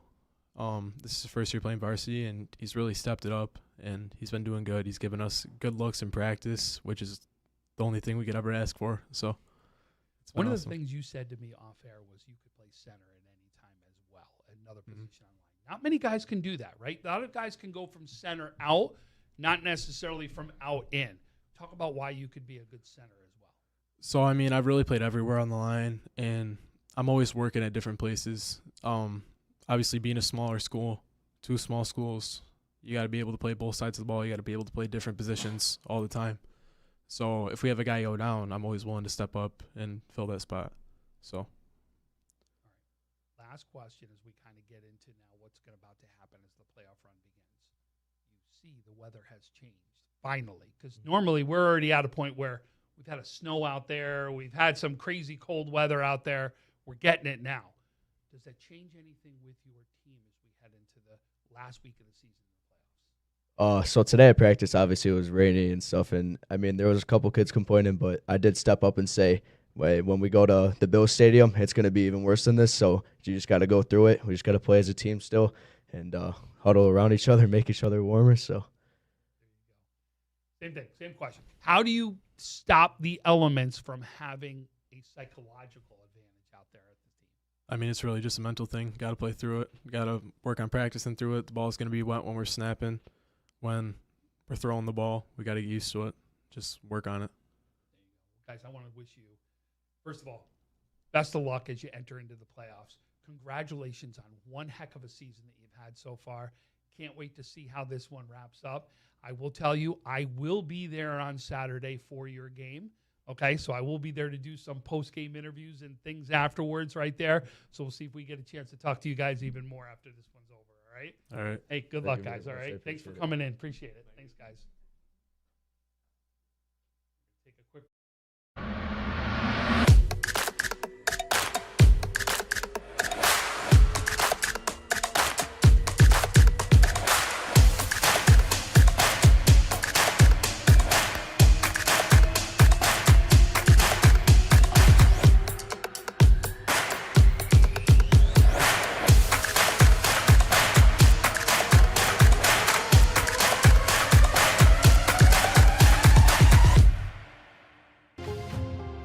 At Richmond Vona, we are seriously dedicated to bettering the communities that we serve. You will get super high level communication, and you are getting a team of dedicated attorneys, paralegals. If you put your trust in us and hire us, we promise to take care of everything. Call us as soon as possible so we can start the investigation to fight to get you the settlement you deserve.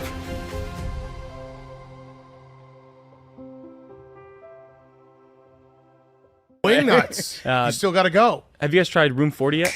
Looking for the perfect spot to throw your next party? Say hello to Room 40, our private event space at both Wingnuts locations. Maybe you got a birthday, a graduation, anniversary, business event, rehearsal dinner, or even a sports banquet. From intimate get-togethers to rowdy celebrations, Room 40 is built to handle it all and fits up to 60 guests. With custom food and drink packages, flexible setups, legendary Wingnuts hospitality, and all the wings you can handle. If you're planning a celebration or get-together in Buffalo, this is where the party's at. Local vibes, zero stress, all fun. Book Room 40 today and throw a party Buffalo won't forget. Hit the link in our bio or visit wingnutsbuffalo.com/room40 to book now. All right, well, I'll go if you go to Wingnuts. Deal. Why do you exercise? To look better? To feel better? To drop a few pounds? To train for an event? To defy age? Or to keep your ability to say yes to the things you love to do? Whatever motivates you, G&G Fitness Equipment is here to get you there. Treadmills, ellipticals, rowers, bikes, home gyms, and accessories. We'll pair you with the right equipment, teach you how to use it, and be there every step of your fitness journey. G&G Fitness. Your goal is our goal.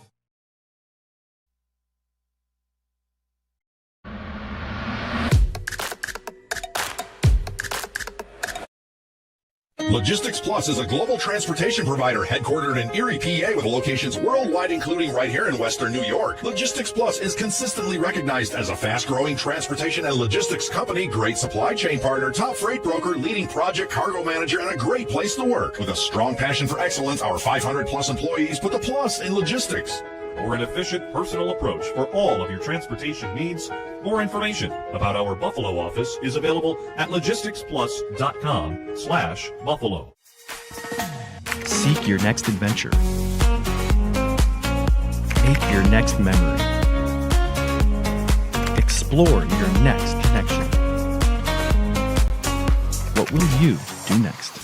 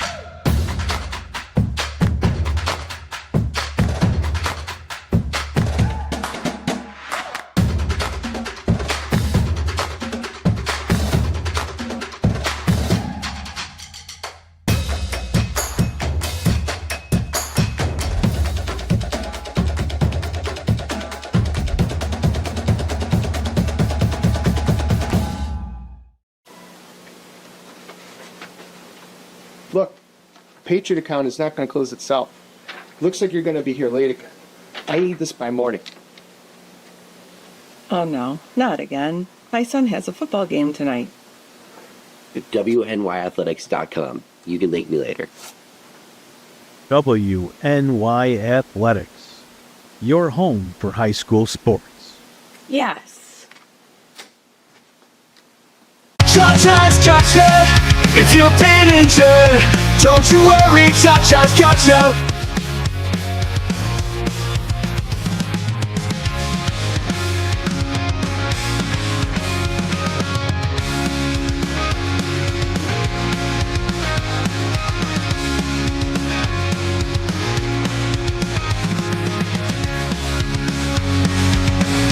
Don't you worry, Cha-cha's gotcha. Call 648-3030.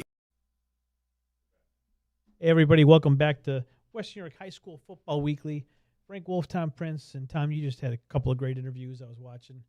You had Coach Brunning and then those two guys from Barker Royhard, and I was telling them just before they left the studio here that, hey, I know you guys have been in some tough games this year, none tougher than this one coming up on Saturday because Maritime Tapestry Charter is going to throw the kitchen sink at you. And if Underberg's healthy and going, you might be playing the toughest kid you played all year. He is one of the toughest kids I've seen play. And I don't think he played last week at all. I think they kept him He out. just got no stats, so you got to believe he didn't play. And only ran the ball 7 times in the Akron game. So yeah. So get ready because they're going to bring the kitchen sink. Remember, I asked the one question to the young men that were in here, and I said, guys, you're undefeated right now. You got a playoff spot. What are you going to do to keep everybody up so there's not a letdown versus a team that needs this badly and needs this win to get into the playoffs? How do you keep your team up the way you did? Yeah. 2 great answers. They're undefeated? Undefeated conference. Yep. Next week, we take the show on the road again. We're going to see our good friend Don Tober. We will be out at Quantum Conditioning and Wellness in Depew. We put a nice little video out the other day. He had that kid blindfolded. I was watching that. Yeah, I did. I saw he actually uses the offensive lineman. That's the guy that's blindfolded, so you can feel, use your hands, understand the touch. And it's something that he came up with, and I'll tell you, it looked really good and something that, I'll tell you, if you want some more work, any offensive linemen that are out there, this is a guy to go to. Okay, before we get to Francis is in the queue right now, I believe. We're going to talk playoff scenarios and things of that nature. Before we do that, Tim, can we bring up Connolly Cup and Trench? Okay. Why don't we announce those Connolly Cup top performers from Week 7? And the list was grand, and here they are on your screen at home. Matt Capon from Newfane, Tyrone Clark Jr. from St. Francis, Braden Fuller, Southwestern Frewsburg, Dontre Hampton from Bennett, Jameer Hill from McKinley, Jackson Quaiser from Iroquois, Mason Meisner, Niagara Wheatfield, Colin Miller from Akron, Kavion Pitts from Health Sciences, Joe Ryder from Barker Royhart, James Rolla from Springville, Jimmy Valentine from Bennett, Brady Waring from Eden North Collins, Evan Zankel from Will South, and Jake Ziegler from Portville. Those are your Week 7 Players of the Week from the Connolly Cup. And, Tom, you should have the Trench Trophy guys somewhere. Yeah, I got them. You know that. You know always where those guys are. So the first one is Roman Boyer from Depew. You got Eli DeLone from Jamestown Red and Green. Amos Lutet, and I apologize if I said that one wrong. That's with the Bennett Tigers. Ivan Puslowski from the Clarence Red Devils. I want to say almost the entire the Clarence All the Red guys? Devils line has been recognized, which just shows you how good that line was coming into the season. Dakota Smith from Pioneer, Zach Wilson from the Lakeshore Eagles, and Alex York with the Williamsville South Billies. Good to see a kid on both lists, not having great seasons as a team as a whole, but a couple of good recognitions for some of the players, the kid from Lakeshore and then the kid from Springville. Roller's actually, there's a couple games. He's had some really good games. Just unfortunately, they're just not winning. Yeah. They're just not winning. Why don't we go actually, one last thing, Timmy. How about our New York State sports writers rankings? Why don't we get that out of the way before we go to Francis? Here they are, the latest rankings from New York State sports writers. You got Canisius and St. Francis, 9 and 10 there in AA, and then you got Bennett and Joe's. The Monsignor Martin schools are all considered AA, except for St. Mary's and O'Hara. They're like Class B, but Timon's in there somewhere. They should be a honorable mention, but they're not. I would have them up there. Then AA, or single A, excuse me. You got Health Sciences in 6. McKinley falls down to 13. And I think that's it of our A schools as far as being ranked. Then you got some honorable mentions. They're out of the AA's too. Well, they're 30th. Well, that's what I meant. They're still though in that ranking. They are in there. They've been in AA. They've been ranked all year. For the most part, I believe. Class B, Will South takes over. Iroquois, West Seneca East falls down to 16. Probably too far of a drop, but who knows? I don't think the state ranks our B teams as good as they are. I think our B teams are better than some of these schools. But, what are you going to do? Over in C, Southwestern's moving up to 5. Barker, for the first time since I can remember, has been ranked with Royalton Heartland. They are 14th. Then you got Eden and Chautauqua Lake in there. A couple others are honorable mentions, including Akron. Good job to them. Class D, Newfane and Wilson have been in there all year. Randolph cracks top 15 in D. That's nice to see. We don't have any 8-man teams, so we're not ranking any of them over there. But those are your rankings. Why don't we go to Francis Beck, the WNY Athletics Section 6 guru when it comes to playoff scenarios. Francis Beck, thank you for joining us. You're on the B&T Electrical Supply Hotline, and are you wearing a Halloween costume? Actually, I added in my new profile picture from last year's Dick Gallagher banquet, but I like having the hotline photo there. Yeah, you are on the B&T Electrical Supply Hotline. We thank them for helping us do what we do in the form of a sponsorship. They're one of the big sponsors of your Empire State show each Friday night, which is, we got to talk to you about that. When are you guys quitting that? Because we're almost out of games to do. We're going to be going from 8 screens down to 2. I think for a couple weeks. We'll have to talk about Playoffs that. may be the hottest thing for you. I know. Yeah, so we'll talk about that. Francis, the playoffs are 2 weeks away, at least in Section 6. What is the most interesting scenario heading into Week 8 in your mind? Or who are the teams that have to absolutely win this Thursday, Friday, or Saturday? I think the real interesting one is you look at C North, where You have an uneven number of teams. You have 9, so they all don't play each other. So we had to break out the old, win-loss versus common opponents and win-loss versus common opponents point differential. And you just have some really interesting scenarios where, Eden technically, they have to win by a certain amount in order to get in. So that's kind of one of the interesting ones. They could have been more messy, but luckily Eden kind of beat Medina and Maritime, so they have their spot clinched. You have C South, which took me a second review to realize this, but there's a lot that can happen there. There's about 4 or 5 teams. There's about like 5 or 6 teams who still have a shot in the playoffs. And there's some teams that not only do they need to win, they need one team to win and another team to lose. And, it's going to be kind of like coming down to the wire in terms of a lot of scoreboard watching, especially in some of the smaller schools. So let's say Maritime Tapestry wins. That doesn't guarantee them a spot in the C playoff bracket. What else do they need to happen?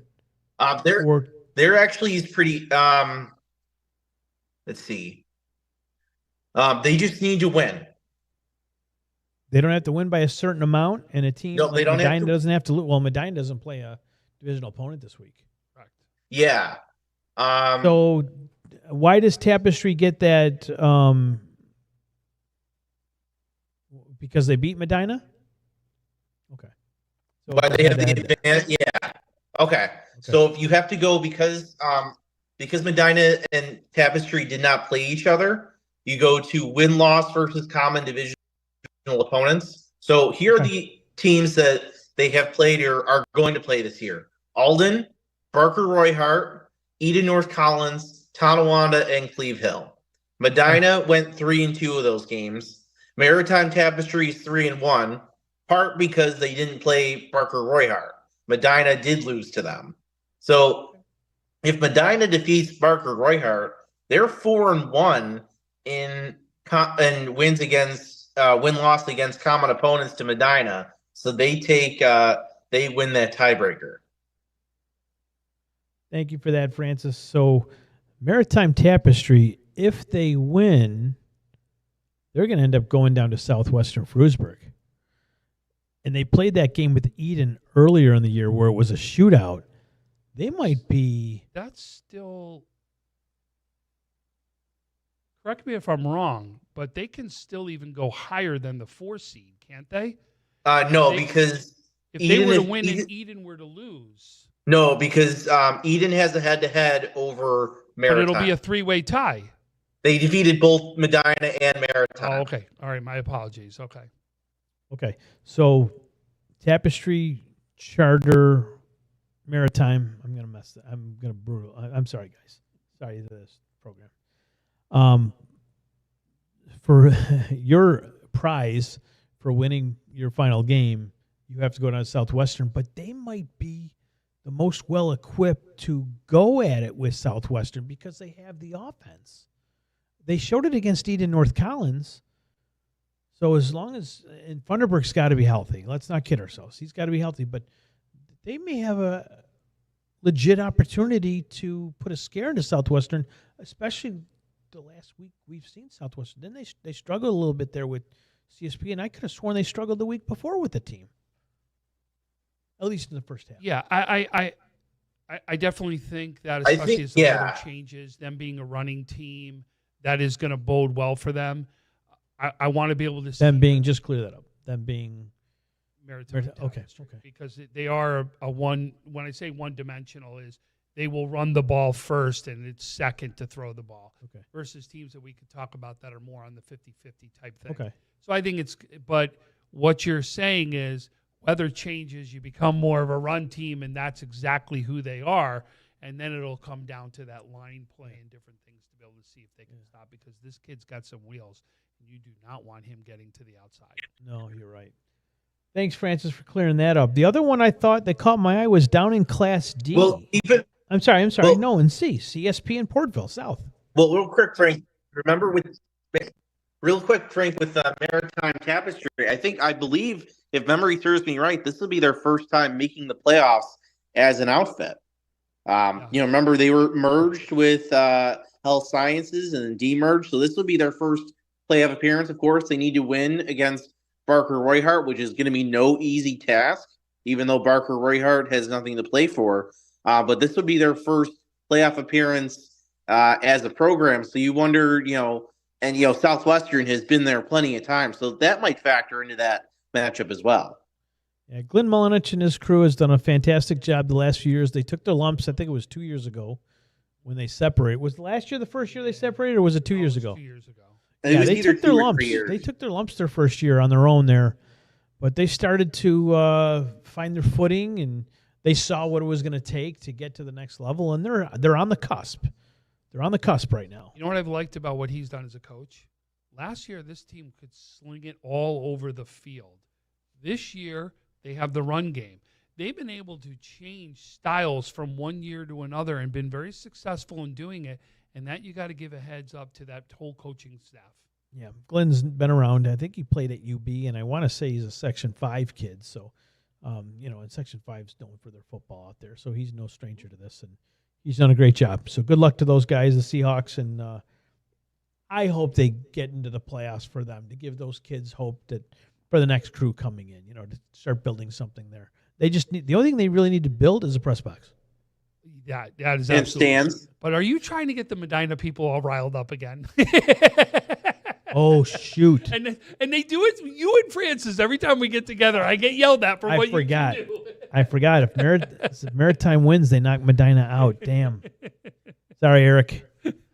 He's a good guy. He's won enough. He's won a lot. Anyways, Francis, can we quickly go to C South before Eric Valley calls my phone and never helps us out again? Yes. Thank you. C South. You were going to say? C South. Okay, so Southwestern Frewsburg has clinched the top seed in the South. They did that last week. About 4 other teams are jockeying for position. Chautauqua Lake and Salamanca have clinched postseason berths. They play each other. That'll decide who gets that second seed, a home game in that first round. Chautauqua Lake, West Hill, Brockton. The worst they can fall to is number 3. Portville, they have a game against CSP. They need to win. They also need to have Falconer lose to Southwestern Frewsburg, and they can even jump to number 3 if Salamanca loses, because they have a win over Salamanca. So that game is at Portville, I believe. The Portville CSP game, yes, I think you're right.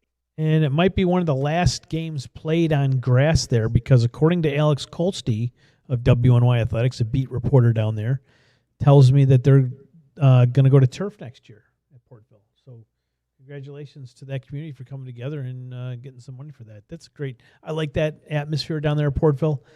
Adding turf is going to be a game changer. Oh, absolutely. And listen, bud, we've had some fun. Remember that Easter game that we did down there? Well, you did it. I didn't go. No, that was Mother's Day.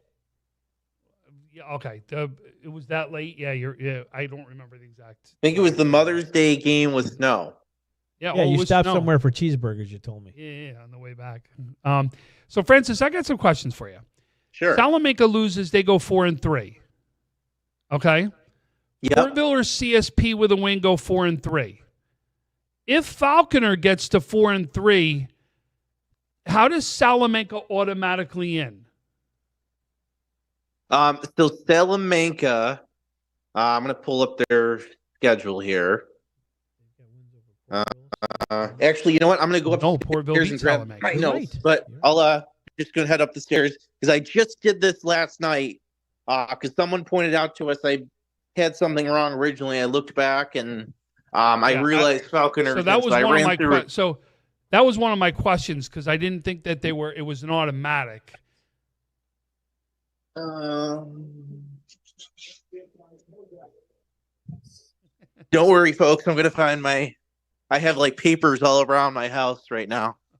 Okay. Where did it go? Okay. Don't you live in a So ranch? I was down in the basement. Okay. So here's what's the deal with Portville and they're with where'd my Salamanca notes go?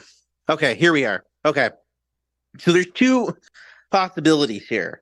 So if Salamanca loses, they end with a 4-2 record, right? No, that So would we'd be either 4-3 in division. Yeah, they're 4-2 now. Oh yeah, you're right. 4-3. Back to the drawing board. 4-3.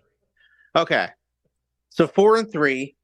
This 4-3 tie, they can end up in a 3-way tie with either with Falconer and or would be with Falconer, or would with Falconer be the second team, and the third team would be either CSP or Portville.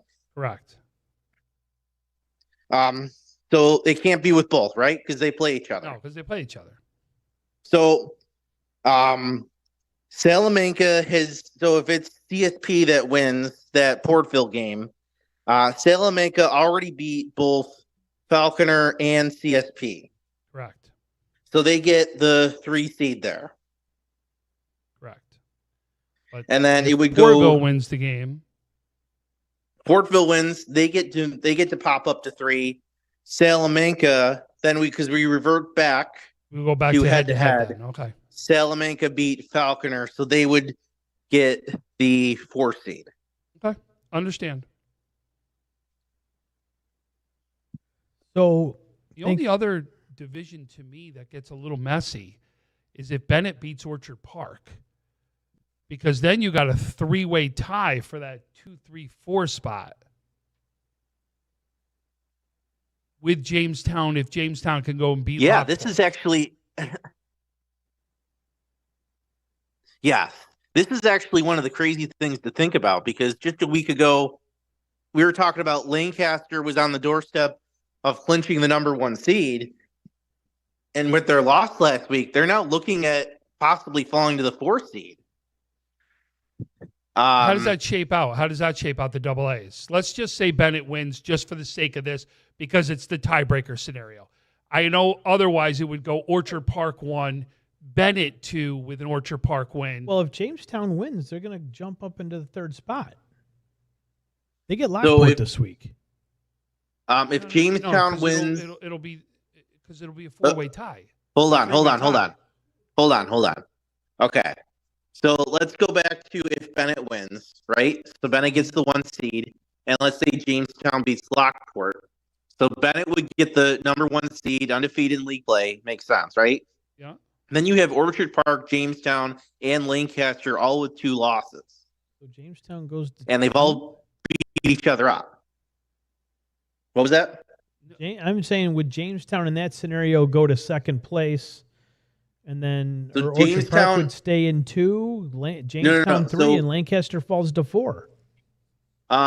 So yeah, what happens is, so basically because OP, Lancaster, Jamestown are tied, you go to the point differential among those 3 games. Orchard Park wins out. Remember, they defeated Jamestown by 11, and they lost to Lancaster by just -8. They have plus 3-point differential. So they win out the tiebreaker. Then we revert back, and Jamestown beat Lancaster. So that's why Jamestown gets ahead of Lancaster in that scenario. So we go Orchard Park 2, Jamestown 3, Lancaster 4. Okay. That's and think how close that was. So you're talking about, because it's all those 3 head-to-head is what it is. They're not going to the total plus or minus. And think about this craziness. So Niagara Falls plays Hutch Tech on Thursday, which Niagara Falls should win. But if they don't, there's a strong possibility they end up in last place, in 7th place. And we just talked about there's a good chance OP gets the 2 seed. You can imagine a first-round game, 2-7, Niagara Falls at Orchard Park. I've been saying all along that if you're in the double A's, it's not Niagara Falls you want to say, because think about it. Let's just say it played out the way we did. that Bennett beats Orchard Park. Orchard Park becomes a 2, Jamestown the 3, 4 goes to Lancaster. That means Lancaster, to get back to the stadium, has got to beat Niagara Falls, then beat Bennett to get to the stadium. Yeah. Like, that would mean if they get back to the stadium for the 8th year, boy, they will have earned it. Without a doubt. This will be their toughest next few weeks that they've seen since we've been doing this, I would think. I want to say, doesn't automatically at this point, in either scenario, Lancaster is the 4 seed. Because if Orchard Park were to win, Orchard Park gets 1, Bennett gets 2, then you have a tie, Jamestown and Lancaster. Jamestown gets the 3, Lancaster goes to the 4. So there is a scenario where where Lancaster gets the 2, and it's if Bennett and Lockport win. So Jamestown losing would be good news for the Legends. They can pop up to that 2 seed. They get the 3 is all they would get. No, Lancaster would get the 2 seed. No, they wouldn't, because Bennett would only have 1 loss. No. I'm saying if Bennett wins as well. Oh, you're saying if Jamestown loses, and then it's Orchard Park and Lancaster that are tied. Yeah. Yeah, okay. I get, absolutely. Is anyone else confused? Or no, I think it's. Listen, that Bennett Orchard Park game's got a lot of meaning inside the AA, and it to me it looks like right now, Bennett wins, they're 1, Orchard Park is 2, Jamestown's 3, Lancaster's 4. We still got to figure out the 5, 6, 7s, and then flip it. 5, 6, 7 is going to come down to, obviously Lockport has to play Jamestown. Then Niagara Falls is Hutchtack. If Niagara Falls takes care of business against Hutchtack, they're into the 5. And then it just comes down to, I believe Lockport already beat Hutchtack, so it would chalk out at the bottom pretty nicely. Colin Gallo asked, Colin, who's from Tonawanda, he's coaching there right now. He had a question about Wilson Newfane. I'm just seeing it now, Colin, so I apologize. I will get with Bill Atlas and see if he knows who has more wins between Wilson and Newfane in that series. Bill would know for sure. I would think it would be fairly even. I got to believe. You got to remember, it goes years back is what it does. So, the other question someone had for us, Francis, is where does West Seneca land? If I think they're talking about West Seneca West because they're bringing Clarence into the mix. Where does West Seneca West land? Can they still get the number 1 seed if Clarence beats Will South? That's a non-division game. No. They face Will North. Clarence faces Will North. Yeah, that's right. So that's the linchpin. That's the linchpin in Class A1. So the short answer is no. West Seneca West cannot get the 1st seed. What this is, it's either going to be Clarence or Will North. Again, Clarence needs to win by at least 10 to get the 1st seed. Anything less, they fall to the 3rd seed in this one. That's because in a Clarence win, we get another 3-way tie between Clarence West, Seneca West, and Will North. It comes down to point differential. And Williamsville North, they took care of business against West Seneca West. They beat them by 12. So they're at plus 12. So they really that's why they need to lose by 10 points to lose that point differential. Clarence lost to West Seneca West down by 7. So that kind of gives you an idea of why the math is the way it is. And of course, since West Seneca West beat Clarence, once Williamsville North wins that tiebreaker of the 3 of them, West Seneca West has the head-to-head. Hey, Francis, got a question for you. Grand Island Will East, that was one. If Grand Island can find a way to beat McKinley this week and Will East stumbles against Health Sciences, does Will East go down to that 4 spot then? I don't know if they do because they've got that tiebreaker. They having been winners a couple weeks ago against Grand Island. That won't come into play because now you got a 3-way tie again. So now it's going to go to all these tiebreakers. Well, okay. So if Grand Island wins and Williamsville East Grand Island wins, we're saying Williamsville East. You gotta.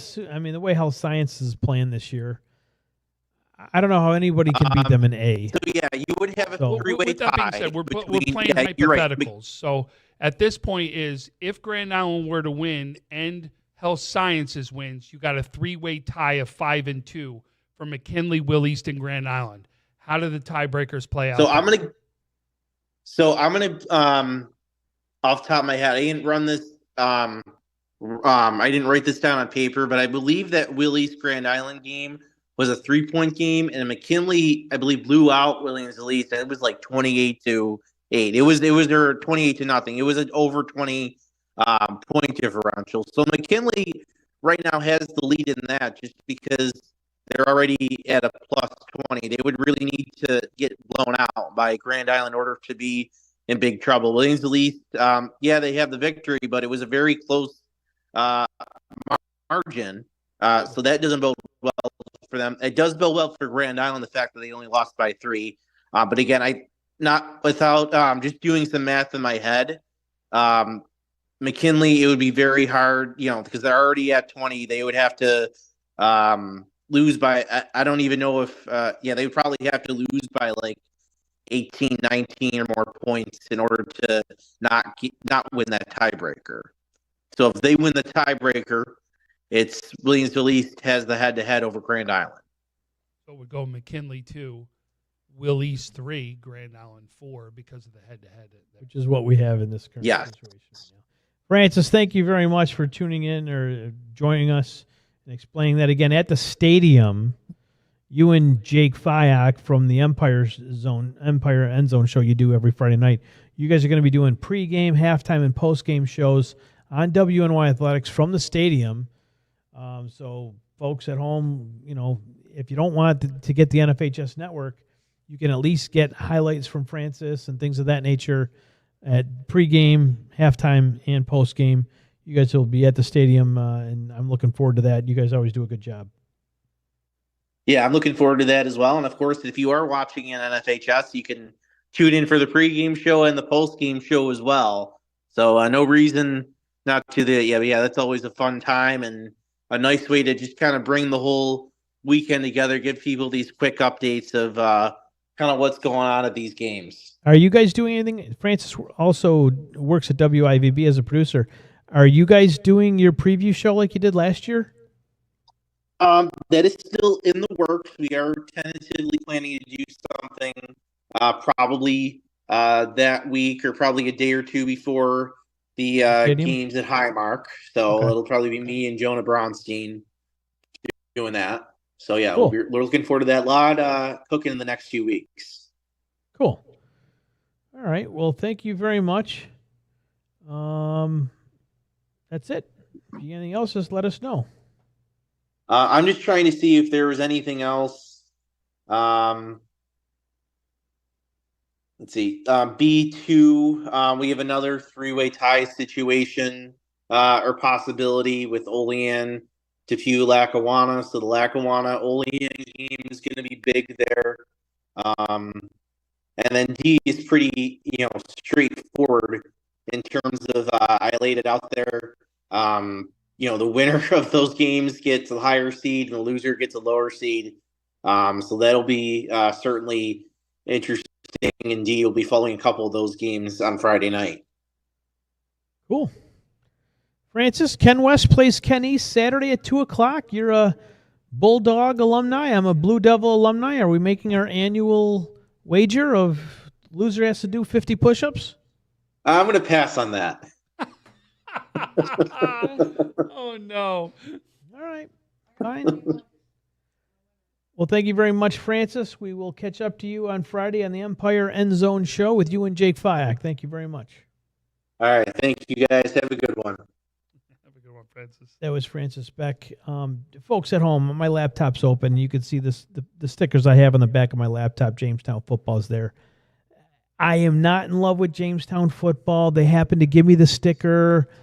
If you send me a Barker sticker, it's going on here. You send me a Wilson sticker, Newfane, whoever, it's going to go on there. I'll put it on my other laptops. Thank you for taking that off of there, Tim. I had CSP up there for years as well. The sticker faded out, so I had to replace it. But anyways, Maybe it's time for a new computer. Yeah, how about some that too? How about some power rankings? Large and small school. Why don't you throw those up there for us, Timmy boy? Small schools, Frank and Tom. Okay, all right, okay. Yay. Okay, it gets crazy. Well, we're 5 from 5. We're even. Yeah, I like your list. You can't argue with these lists. You can debate them, but you can't really argue. I mean, I don't know. I can't take Salamanca off just yet. Wilson, I think deserves to be there. I don't know if Lackawanna. That defense is. They're nobody scoring on this team. Even in their losses, right? No. You look at their loss; they gave up 7 points, and they held Iroquois to only 14. I know in that one.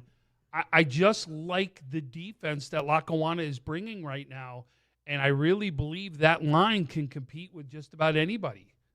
Yeah, you've seen them in person more than I have. I guess I'd probably have to find a way to get them into my rankings there somehow. I think I just looking at that overall record, and maybe that's why I'm having such a hard time putting them there. But they have had a good year. They've had a great year. It really is, and it's. I had Depew up there last week because obviously you and I didn't do ones together. It was Joe Krause and I who did them, and they kind of replaced Depew. Is what I was waiting to see on there. And Depew had dropped off. And Pioneer, I'm telling you, folks, watch out. This team's getting stronger and stronger. They're getting healthy. The way you feel about Lackawanna's defense is exactly how I feel about that Eden North Collins offense. Now, they did run into trouble with Barker Royhart, but outside of that game, that offense has been unstoppable. So that's why I have Eden North Collins in there. I love that offense. Those Nellis brothers are fantastic. Waring's, killing it. Every time I do the Skylines report, all 3 of them are on there. It seems to be week after week. Going to our large school rankings. And how does this look? Okay. All right. Would you stop copying off of me? So it's funny. I didn't do anything. I didn't make a change. Everything stayed the same for this week. If you look at it, the only team that lost this week was Lancaster to Bennett. That's the only loss. And the problem is Lancaster's got wins over Orchard Park and McKinley. So how do I drop them below them at this point? You just do it by mistake. You know what I mean? That's really it at this point. You really do. Well, I sent my rankings over to Tim earlier, and I think I had health science on there twice. So I'm like, they're that good. That's why. I know. They really are. They really are. And they were catching some slack last week because of the score against Hamburg. And I understand, but if you look at the way the playoffs work, they say once you get off over a certain amount of points, you're going to get that whatever it is. But you can't allow teams to score on you. So if you're dominating one team and you take your starters off at half in this team, and it happened to Lancaster last year in the Niagara Falls game, the other team starts coming back. Now, if that happens in a regular season, and God forbid they get that, you go from a 20-point lead down to 10 or whatever. So that's why I don't really fault a lot of these coaches for keeping starters in late in games. I mean, you can tell if you're overpowering someone else. Maybe you take your foot off the gas and you get those kids in. But you can understand why coaches, looking at the other side of the coin here, you can see why coaches keep their starters in so late sometimes, because you don't want to give the other team an opportunity to get back, because it might bite you in the butt when it comes time to do these seedings. You can go from a 1 down to a 7 or out of the playoffs completely. And you also got to look at, too, they don't have just one running back. No. That's their main running back. They've got 2. Yeah. So you're still trying to feed 2 guys, in essence, in this game as well to get them some. Guy had almost 200 yards rushing in that game. Yep. Guy had 163 yards, but ran the ball 10 times. And Pitts, who obviously ran for the 434 and the 9 touchdowns, 19 times. It wasn't like this was like 30 times run down your throat type thing. Yeah. This was 29 times between 2 different guys. Yep. Is that 600 yards rushing between the 2 of them? That is over 600? 597 yards between the 2. Crazy. Anyways, West York High School Football Weekly. We just did our 8th show of the season. We'll be back next week, but we're going to be out at Quantum Conditioning and Wellness, Don Tober out there. And I don't know what guests we're going to have, but maybe we'll have to look at and see It depends on matchups and seasons Yeah. and all those other things that we're talking It's the big St. Francis Canisius game we've been waiting for. We just had Jerry and Buttles in. We've had Canisius. We had Kimball and Amir in. So I don't know if we'll have those guys in, but maybe I would like to get Timon in, to be honest. I would like to get Timon in and talk to Coach Weiser and bring some of those guys in. So maybe we'll reach out to Timon and see if we can't get some of their guys in. Have we had Health on? We've had Health on, right? Yeah, we had Ty here. So who haven't we had on this year that we can? That's close by. I mean, I'd love to get Southwestern up here, but I don't want them to travel all the way up here on a Wednesday. Listen, but I'd like them to make that decision. Yeah. Not us make it for Yeah. them. And again, I think it's also going to come up to some of the matchups that we look at. Yeah. Some of these 4 or 5 matchups that could be big matchups or crossover matchups that we're out here talking about. There could be some really good ones, I think, that we're going to look at. We just got to wait to see it shape out a little bit for next week. And after that, I think we kind of take a look at. I'll tell you, here's a team we have not given love, and we've been called out for not giving them love. Akron's another team to I'm get going here. to tell you right now, I think if you're out there listening, Akron, send a couple guys next week to Quantum, and we'll get them on. We'll get them some love, the guys from Akron. And what about if Portville makes the playoffs? Portville deserves some love for that. You already called out saying this is one of the coaches to look at, but here's somebody absolutely, if Portville gets into the playoffs, they got to get some love, especially for starting out 0-2 inside that division. Do we have anyone from McKinley on yet? I don't think we have. Yeah, McKinley's another very good one. So I'd like to bring in Ford, unless we had Ford somewhere. Something tells me Ford was in, but maybe not. I could be wrong. There. And again, what if Clarence, We had the coach in here. What about Will North? We had Meisen. We had the. Right, but I'm just saying, these are all things to wait and clear out to see exactly what's going to happen. I mean, I'd like to get that running back from Orchard Park in. Bresky? You know anybody there? I'm sure we can make a phone call to somebody out there and be able to get there. All right. Well, we're going to bring in a bunch of guys then to Quantum, and they got a boxing ring in there.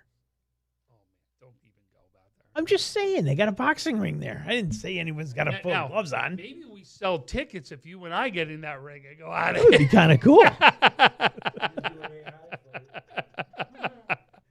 You ever see that back when Rocky, what was it? Rocky, not 5. Yeah, Rocky 5. Yeah. Where they did what he's talking about, the fight where they actually, it was a video game fight type thing where they came out, and that's where. We got a hall pass. All right, we're gonna end the show, Tom and I, but we're gonna give you the hall pass. Mario Hall Pass got that in late. Thank you, Mario. Who's the hall pass on this week? Who do you end up sending it? Ooh, we're gonna see Eskridge, my man. I love that kid, man. He is. Tell you, Who can cover Eskridge? He's got wheels. Who can cover I'll that never kid? forget. Coach will tell you, kid can run. Kid's got wheels. But I got to tell you, I love this Valentine guy.